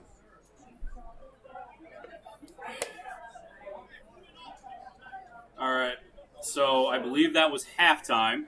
Well, it looks like we're changing some teams up. Yeah, it makes sense. But we supposedly, I heard the count was 60-ish players. So if we're getting everybody in on these 10s games, then we should be switching sides like a lot to get everybody their opportunity. Gray noticeably has a much bigger lineup than they did the first part, so we'll see how monochromatic / gray / blue / white / black does with this different lineup. Excellent catch and kick by the try scorer, maybe Gary, maybe Sam, number 16 for DQ. And that is a bad pass, but an excellent chase down. And didn't look where his pass was going. Nobody was there. Oh, an excellent chip in and score by number 3 for Gray, Mr. Sel Holquin. I believe that's a C. Sel Holquin with just a beautiful little kick to himself and the try score. Saw the ball was in open field. Instead of trying to pick it up and possibly get tackled before the try line, he does a nice little kick, which is usually a much smaller man's skill set. I was going to say, just going to show that forwards can actually score tries. Occasionally. Are we not going for a conversion? Apparently we're just not doing a conversion. I guess. Whatever. Or they attempted it so quick I missed it, which I don't think happened. I didn't see it. Yeah, so we're just going to go right into kicking it. I have to say, these have been really, really good kickoffs, and Red recovers it. That's what you want. Oh, number 2 again with his reign of terror coming up. That's Mr. Samuel McKinich again, just with the hard running. 4 to 5. Oh, that is an excellent pass by number 5 and 15 with the legs to get it. Wow. That is Nicholas Marker, number 15, with the excellent legs to get it in. And that was that 5 red or 5 DQ that did the pass? That was 5 red? If that is 5 red, that is Noah Champion. So Noah Champion with an amazing pass, just getting it over the defender in there. Or, sorry, if that was the checkered red and blue jerseys, that was Gary Usman or Sam Muter, depending on if those guys changed jerseys or not. Either way, so the kickoff goes up. There was a knock-on. We are going to now... First scrum of the half. First scrum. Scrums in 10s are a little different, so you are only going to have 5 people in this scrum. So it is going to be the three front rowers, the 2 props and the hooker, like you'd have in 7s. But then you have the second rows in the back, which if you've ever seen a 7s game, the scrum is just chaos because when you get past that first row, you're just kicking it out the back, so that's a loose ball. When you're playing in 10s, you have that second row, which gives you a little more stability, like the 15 games has. It's still kind of chaos. That ball pops out really easy, so you might get to see some scrum half on scrum half violence in the near future. To see it, Sean. You love to see the little shifty guys beat each other up. I would pay for that if it was on ESPN. Yeah, they should put it on ESPN more than they do. The Ocho. Yep, and we have a collapsed scrum. Usually the first one is a warning. I can't see from here who was responsible for that, but the sir is closer and in theory can know that is. He's going to give the team a warning. We're just going to do the same thing over. That happens like 2 or 3 times. Usually a team gets a penalty off of it, and it might result in a turnover or a more advantageous position for the team putting the ball in. And we see the ball come out, and it is out to Gray. Oh! 23 was just you could see it in his head motion. He was trying to run forward before he caught the ball. The number one thing is you have to catch that ball. No matter how cool you think what you're going to do after you catch it is going to be, you have to catch that ball. All right, this is towards the middle, so this is interesting because that means there is a ton of space on that weak side, especially with red lining up pretty much exclusively. So Gray can't afford to put a defender over. And, and like I said, absolute chaos with that. They're going to call a wheeled scrum.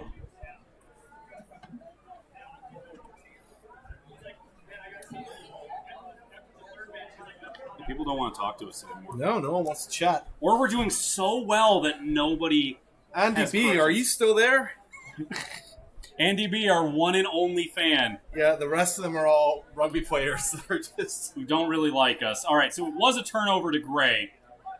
Gray is going to go. Some fancy footwork there by number 9, Gray. Gets tackled with about neutral territory gained. Then we're going to go to 5, who, as forwards usually do, run straight into contact. Running pretty good, but that's excellent bit of tackling by Red. And they get their shape up. Dangerous pass. That is going to be a knock-on by number 11, unfortunately. 9 for Gray. Carter Beelman was trying to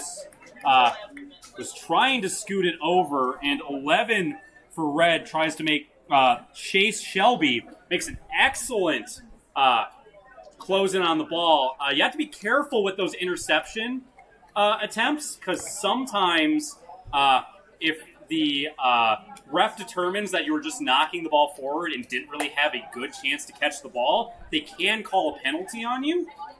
Sorry, it's already a penalty. I mean, they can call a yellow card on you, which means you come off the field. I don't think they would do that in this sort of contest. I think the refs would have mercy in that sort of situation, but you always have to really, really make sure that you can at least make a legitimate catch attempt when you're trying to intercept a pass. Because if you just knock it forward or try to do it with one hand, they're almost always going to call you for a yellow card. Because that used to not be a yellow card. I think when I first started playing that wasn't, and they added that because they didn't like backs slowing the game down by doing intentional penalties to try and gain advantage. It's all about maintaining the flow. They want the game to be flow. So basically, a good rule of thumb is if you're doing anything to mess up the overall game flow, the sir's not going to like you. And that's the advantage rule, really. It allows the game to continue keep going and flow. And if there continues to be further infractions or the team with advantage. I really like advantage as a concept. They have it for a couple of penalties in football, and I wish they had it for more. The easiest way I explain to people who don't play rugby but know football is that it's the same as a defensive offsides penalty, where they let the play go, and then the offense can see if they get a play that's better than the actual penalty. Absolutely. Andy B, what is your son's name? We'll keep an eye out for him and call him out if we see him get the ball. Yes, tell us his name, and we will. You are our one and only fan, and we will do everything to cater to you specifically. And if you have questions about how this works, let us know. Please ask. I love explaining rules to people because I am a boring person. So Please. That's why everyone stopped watching Sean. Because I was talking too much. We can't find that middle ground. Drew didn't talk. Drew and Axel didn't talk enough. I can't talk because I'm trying to film, and I can't multitask. You're doing a good job. No one's complained. Everyone's complained about my commentary, not you. So that was a really long kick. Excellent. And I believe they're going to call a knock-on.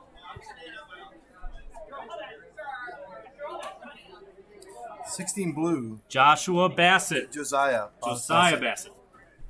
Man, I cannot read. Yep. That's my cousin's name. I should know how to pronounce that. All right. I think that's him there. Yeah. I believe so. Yep. Anyway, we got a scrum. Yeah. We don't have to get back to anything if we don't want. Yeah, we're in charge here. We are in charge. No one's paying us for this. Yeah, that's him right there, not currently in, but we will let you know when he is in. Got him. Yeah, we got him. We got him. All right. So big push by Red there. Scrum is wheeled. These get kind of tricky sometimes because the penalty for wheeling a scrum, or the emphasis, is always going to be on whoever the lacking part, so the part that got pushed out. That's sometimes hard to determine. So you just try to the surge just determines who they thought was more responsible for that. It looks like he gave a warning to White, so Red, I thought, had the push, and Red has the push again. White's doing an excellent job of maintaining possession, but the ball, I think, is going to be won by Red, or go out of bounds. Yep, that is all the way turned, and, he should call that. I don't understand that, because I believe that was White's fault for not maintaining, but oh well. That is down. I think they're going to call that for a knock. Yep, as they should. Sometimes on balls like that, they might call it like neutral. You might say it went back or straight down, but that was forward.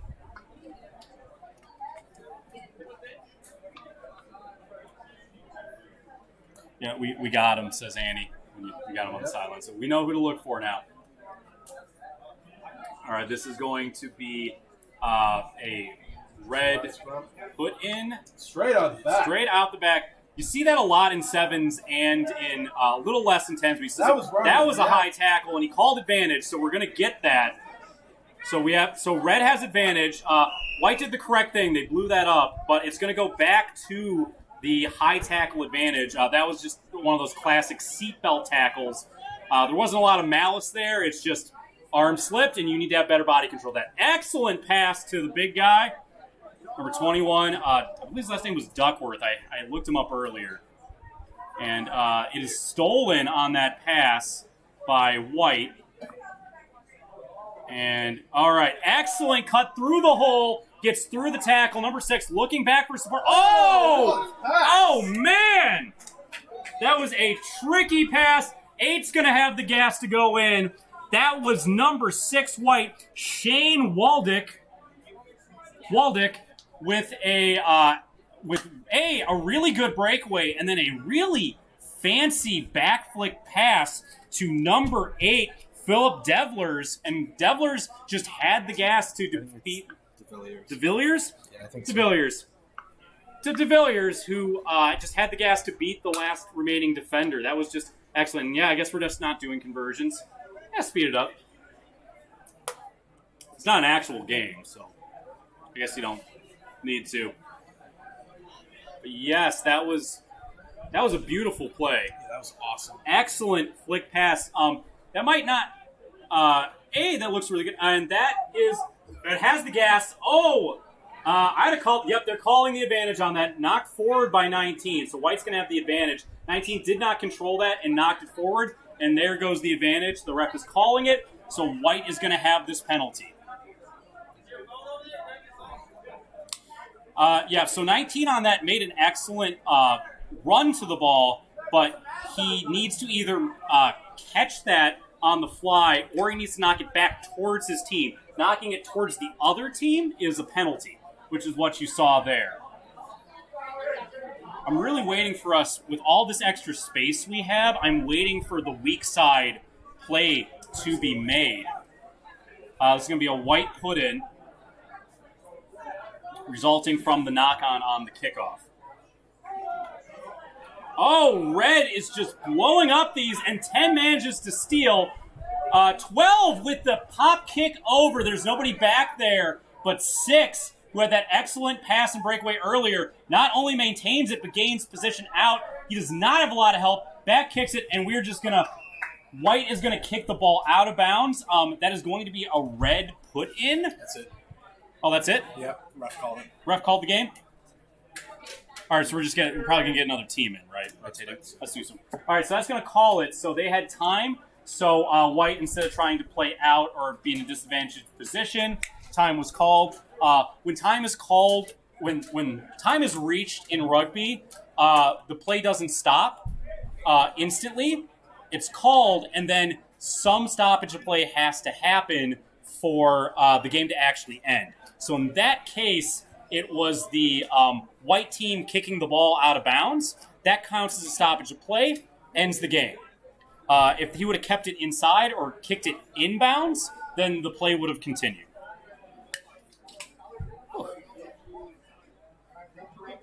I don't normally talk this much. That's not true. Fair enough. Let's see if we can get Josiah Bassett in here. Oh, he's over there. He's over there. I see him. Excellent set of Wolverine mutton chops / a nice Lemmy going. I appreciate, as a man with a full beard myself, I appreciate the facial hair stylings. This is an exclusively bearded commentary box up here. Oh, 2 beards. Yeah. Mine's longer, but not as nice. It's just that Scottish thick beard. It's I said my hair grows the best in. It's the sideburns, and they grow straight out and very curly. I would make an excellent Civil War general. I was born in the wrong century for how my facial hair grows in. Also, I have a very thin upper lip, so my mustache comes in very poorly, which makes me look Amish most of the time. You do look very Amish. It's a little better than it used to be, because it used to come in straight blonde, so it would blend in with my upper lip. So even though I had a mustache, I would look like I had the long chin strap. Oh, wonder what's going to happen next. Annie B says, interesting. I don't know if that's our rugby commentary or our beard commentary. I don't think anything we have said has been interesting this entire time. So, we appreciate you, Annie. Andy. It's Andy, my bad. We're reading this off a phone, and Sean's eyes are not what it is. I'm practically blind, which you should be a referee. I'm already a forward. Basically there. All right. So looks like we're getting some similar. This is the second. Okay, so they're doing the full 2 halves of each game. So this is the second half of the second 10s game. It's not like I have anything to do after this. No, I was told 2 to 4, and that was a lie. You're right. But that's Drew always lying. Known liar, Drew. Yes.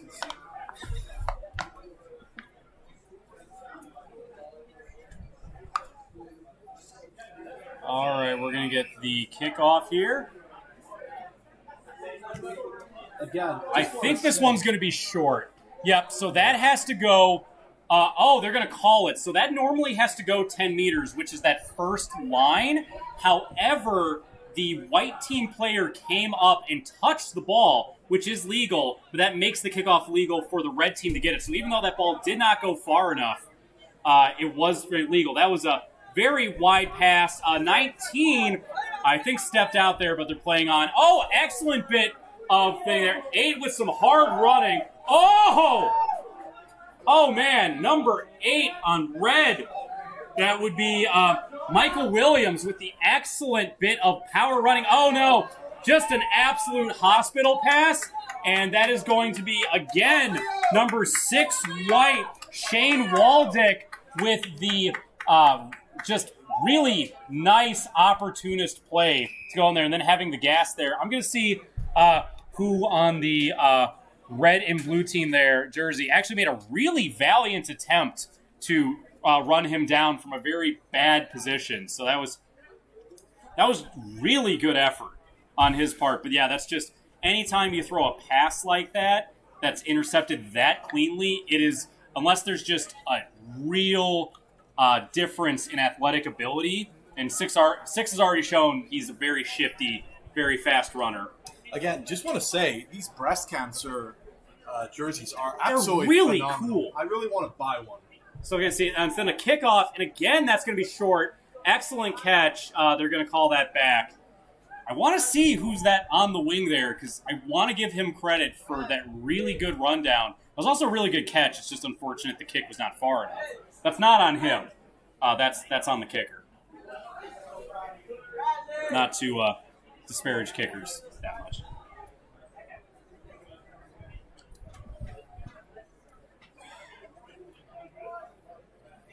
He keeps just facing away from me. I can't see his jersey. He's doing this on purpose, I know. I think it's 7 or 17. 7 or 17 on DQ. They don't have either a 7 or a 17, so you're just... Maybe an 11 then.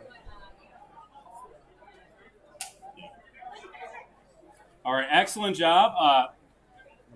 Duckwall's been everywhere. 23. Oh, that's some speed. Excellent cut.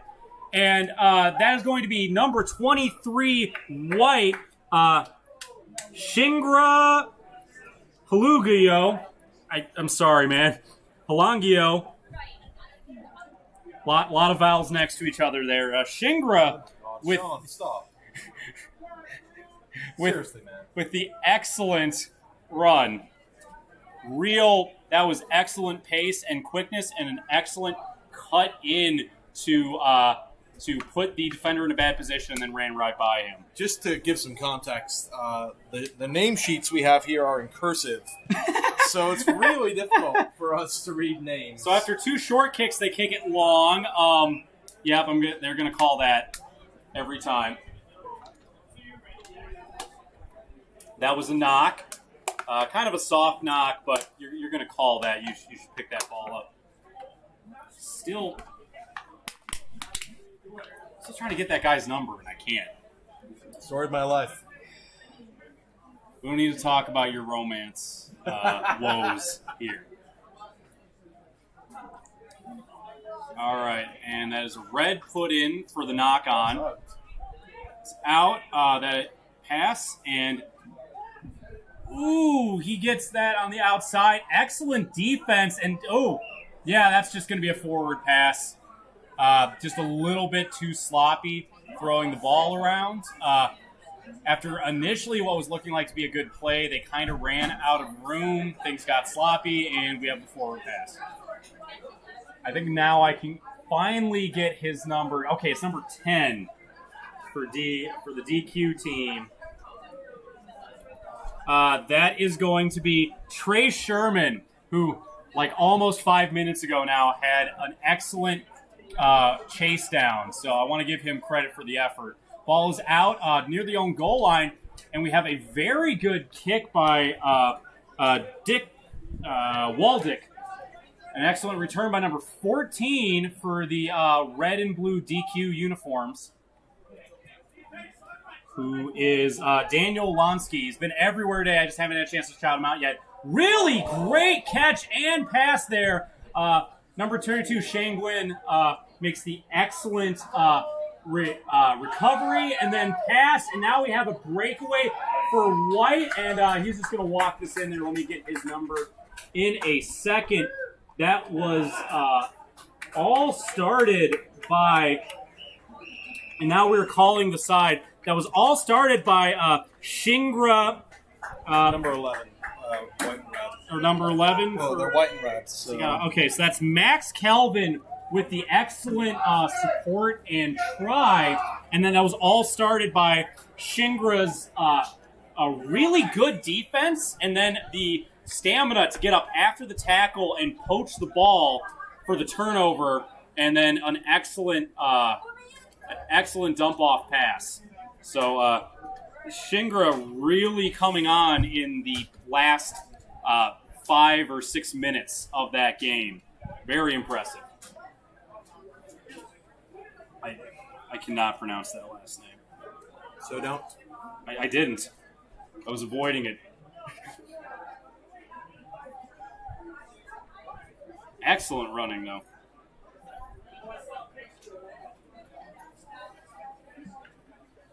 "23 White, how do you pronounce your last name? How do you pronounce your last name?" Okay.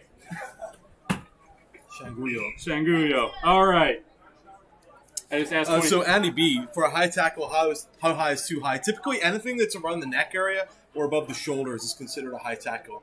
From an intent standpoint, it can also be considered high if it is, if you bring someone down by wrapping around their neck or around the shoulder area, and it moves up towards the neck. So we just want to make sure that people don't get neck injuries as a result of these tackles. We have a very important development here because we have Josiah Bassett is getting on the field right now, number 16 blue. All right, I need those lists now. Okay. Sorry. You're good. How are we supposed to give people names? We don't. All 6 people want names. Rob, this is a good thing. We are absolved of having to know true. names. All right, we just got our name sheets taken away from us. But Andy, it looks like your son is on the field. Yep, number 16. We will keep track. Those are nice shorts too. Those are nice shorts. I like those shorts. Good facial hair, good shorts, great sense of style. Josiah Bassett. Only name we need to know for the rest of the game. Josiah Bassett. The guy next to him has some pretty epic shorts too. Those are good shorts. Red, white, and blue. Yeah. We have more Josiah fans. Josiah is our most popular player of the day.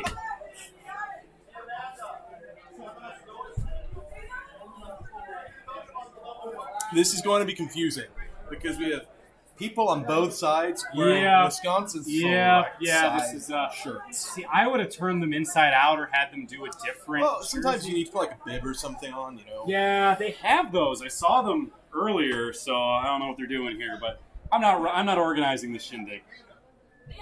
Obviously, they're just having different. They're trying to get as many people as much playing time as possible. Things like this happen. We'll see how confusing this gets. Again, we have gotten our name sheets taken away from us, so we no longer know anybody's name except for Josiah Bassett, and that's the only name we need. But as far as anybody else's name, we are sorry. I will be giving jersey color and numbers, but I do not have the sheets in front of me anymore, so I cannot give actual names. So apologies. If you are watching and you want me to know somebody's thing, tell me their name and their jersey color and their number, and I will try to keep track of their name as well. But they're not going to know. And again, we only need to know Josiah's. That's exactly right. Yep. Hope it's Josiah Bassett and not Bassett or Bassett or something. This is a free YouTube channel, so, It doesn't mean I can't have standards for myself. Well, you mispronounced most people's names today. I can't imagine I pronounced most of them right. Kickoff for blue, that's going to be short. So 22 black catches that, but that's going to be back. So they can call, they usually either get a scrum, center, or they get a restart kick. Looks like they're doing the scrum. So the advantage of this is you can run a lot of set plays off of a scrum. And if you're confident in your ability to get it, it's probably more secure than a kickoff. So if somebody screws up the kickoff, you usually choose the scrum instead of the re-kick.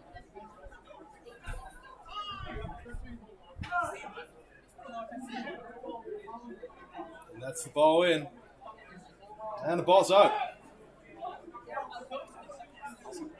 That was weird form on that, but we won't talk about the scrum here too much. Excellent tackle by number 19.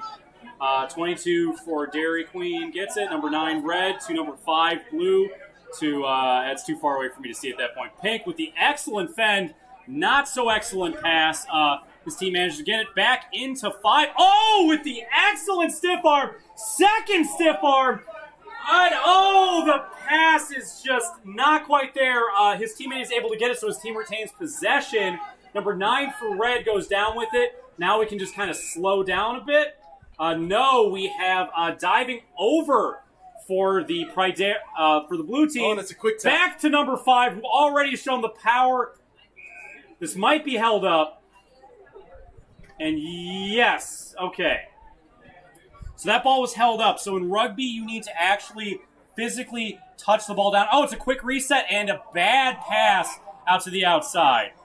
So in rugby, you have to physically touch the ball down to the ground. It looks like number 5 there for blue did not do that, so the ball's held up. So normally that would be a turnover, but because there was advantage on a penalty, went back to the penalty for the predominantly for the red and blue mix, and then they tried to quick tap it, so to go really fast on the penalty, and then they threw it bad out of bounds. So now it is the predominantly blue team's ball throwing in the line out. Will they succeed? And we'll probably see a kick here? No, we're going to run the ball up here. All right, excellent bit of running. Even better tackle there by the smaller red player. You'd think there'd be a kick here at some point. When you're usually this far deep in, you see that. You can see, yep, that's it right there. Not a very good kick. Excellent go on the outside for 22.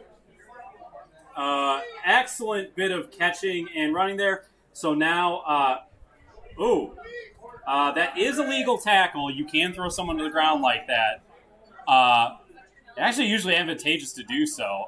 Fake dummy pass there by 7. Retains it. Ball's out. And we're going to have a nice crash ball there by Pink. And it looks like number 5 Black with the playing scrum half temporarily. A not-so-great pass out to the outside, but it is recovered. Back into 5, who is just stiff-arming everybody. That's some really good power running there. Back into Red, who is moving the pile.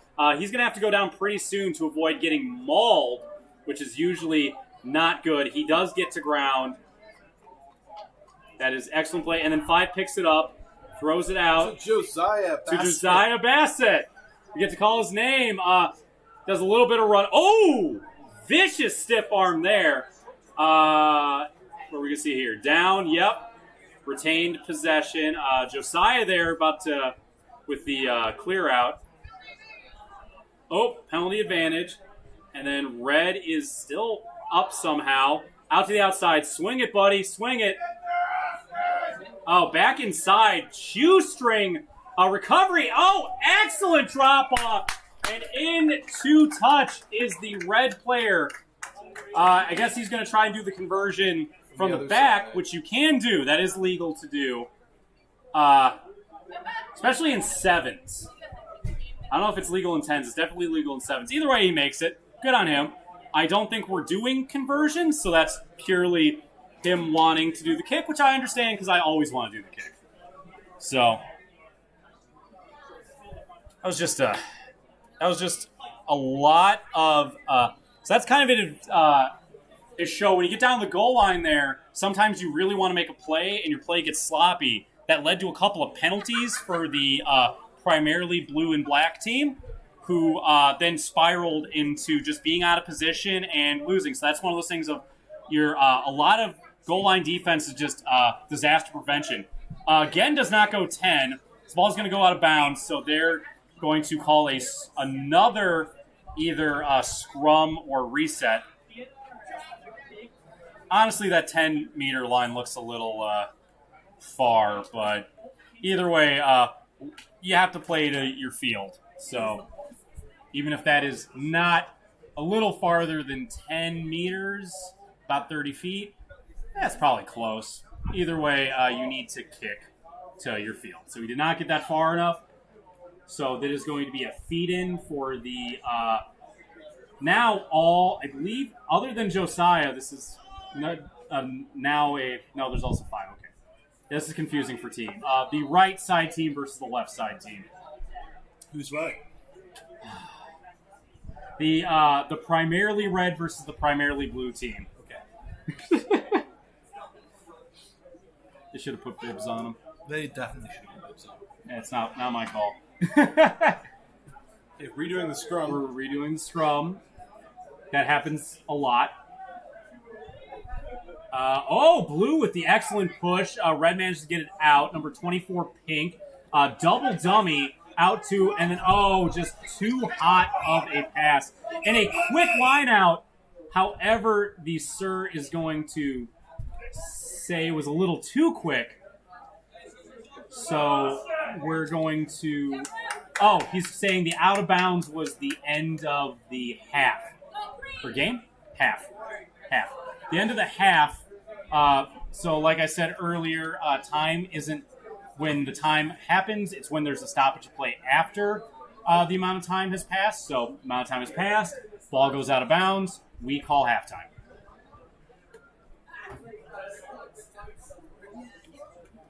Which I think is unfortunate for the black and blue team, because I think they had a little something they could have done with that. But rules are rules. Wow, 12 people. We have a whole 12 people? We have doubled. That's the peak Wow. of the game.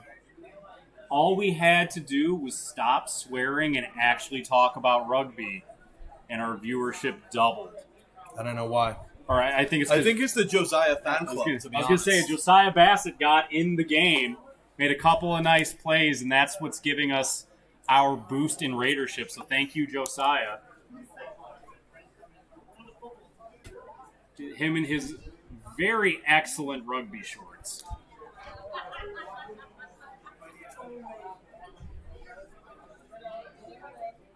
Do we get paid overtime for this? No. No. This is not a union environment, I'm afraid. It's a rugby union environment. It's rugby union, but it's not a unionized environment. There's no collective bargaining agreement for us. You should get one of those. Oh, absolutely. I hear they're nice. We have to be paid, though, to get those, I think. What? Yeah, we're not Since getting when? paid. Not even paying us in beer. Are you not getting paid? No. Salaried. Andy likes us. Yay. We're the best. Only opinion I care about right now. And we just lost 3 people now. So there we go. It's fine. We got Andy. I don't need anybody else. Through thick and thin. Through thick and thin, Andy's sticking with us. At least till Josiah Bassett leaves. All right, now we can see him to the near side of the kicker. He's going to steal this kickoff right now. You'll recognize him by his Lemmy facial hair and his excellent printed rugby blue and red shorts.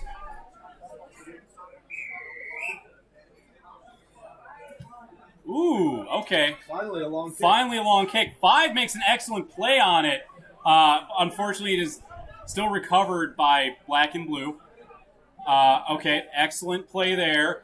Oh, excellent bid for it, but got himself out of position, which has now left the defense in a tough thing. Excellent running and just the amazing pace and acceleration to get there. The crowd is saying that it's somebody named Will, so we're going to go with Will. But, what's Will's last name? They can't hear me.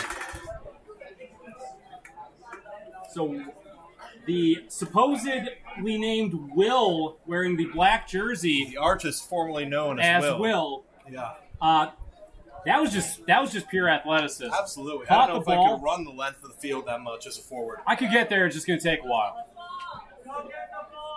That was just being faster. Sometimes the sport in general comes down to just being faster than everybody else on the field. So, good job, Will, maybe. Again, we no longer have our sheets that tell us who everybody is. A low short kick. 22 manages to knock it back up to his teammate. Throws it forward and back into touch. That was not the best reset. At least they're not calling him for the forward pass. It doesn't look like. But that was definitely forward. And almost an excellent play on the ball. Getting kind of sloppy. Play is called. I don't see any hand signals. So That's, yeah, I mean. there's like 4 or 5 different things he could have called there. That was very sloppy pass. Well, it looks like it's the linesman who's called it. All right.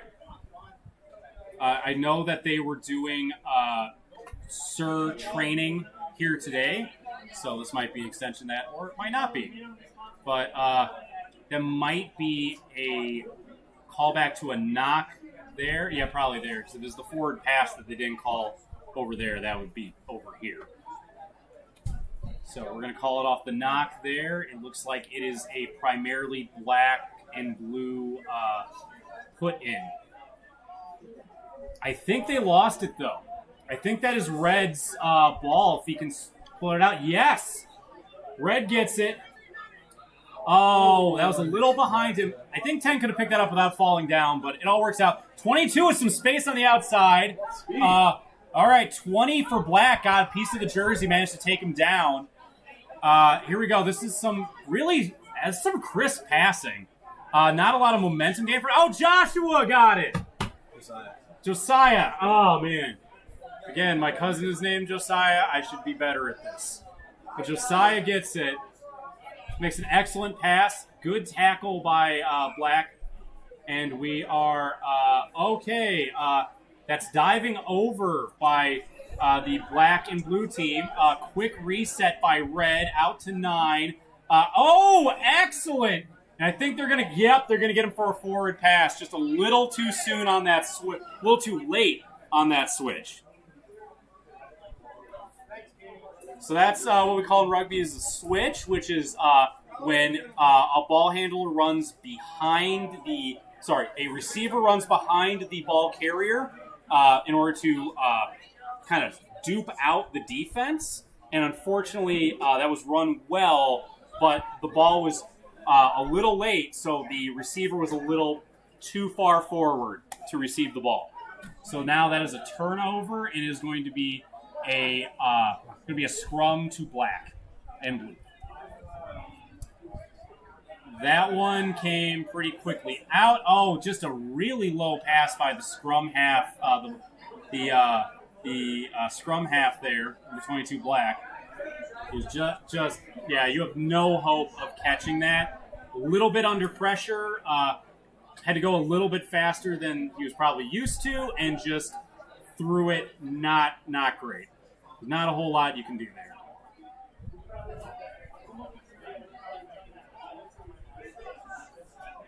So this is going to be a red scrum, primarily red scrum. Oh, and that looked like an early push, but they're going to let it go. And then Blue just blew that up, but Red does a good job of kicking it, and Blue blows that up again. So as you saw there, the people who are in the scrum in the back, primarily the second row, are allowed to pick up that ball.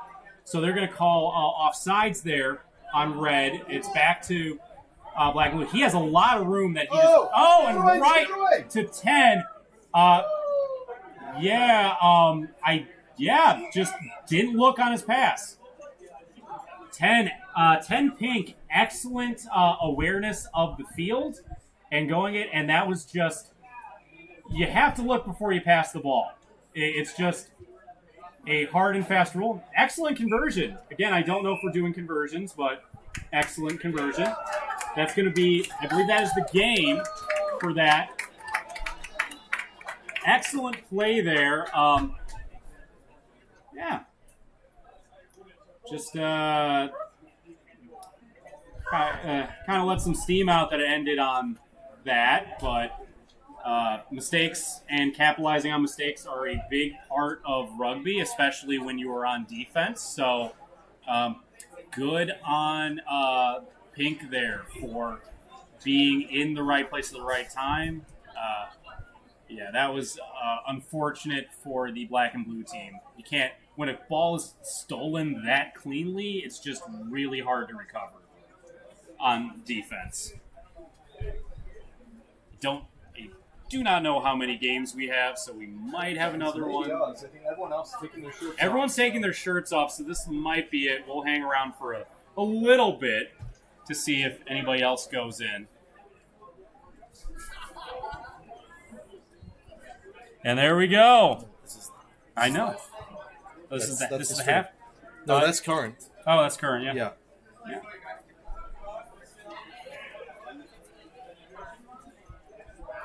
our favorite player, Josiah Bassett, with a lot of really excellent play. It's the kind of game I like, kind of I am as a player, which is a lot of down and dirty, rucks and being where he needed to be, an excellent support play. Didn't get to have a big run or anything like that, but real solid play. That's who I am as a player, so I really appreciate that game overall. And yeah, they're taking pictures here, exchanging jerseys, taking jerseys off. So, well, folks, from the John Sander Championship pitch here at the Wisconsin Rugby Football Complex, we appreciate everyone joining in today, dialing in. And we should know the name of the place, but... Scoreboard says Wisconsin Rugby Sports Complex. There we go. Wisconsin Rugby Sports Complex, live from the John Sadler Championship pitch. Thank you so much for joining us today. We hope you've enjoyed the stream as much as we've enjoyed doing it for you. It's been a great time, and we will see everyone in the bar after the game. Thank you very much. Stay safe, and have a great day. Let's record their final thing before we end the stream. No. It's at least... Oh, come on, we can record their little powwow here. They're all leaving. You can't use the term powwow anymore.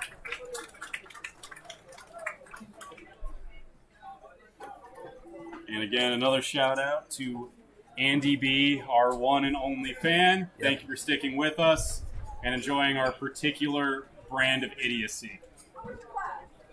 Oh, no, I guess there wasn't. I thought they were going to have like a speech or something. All right.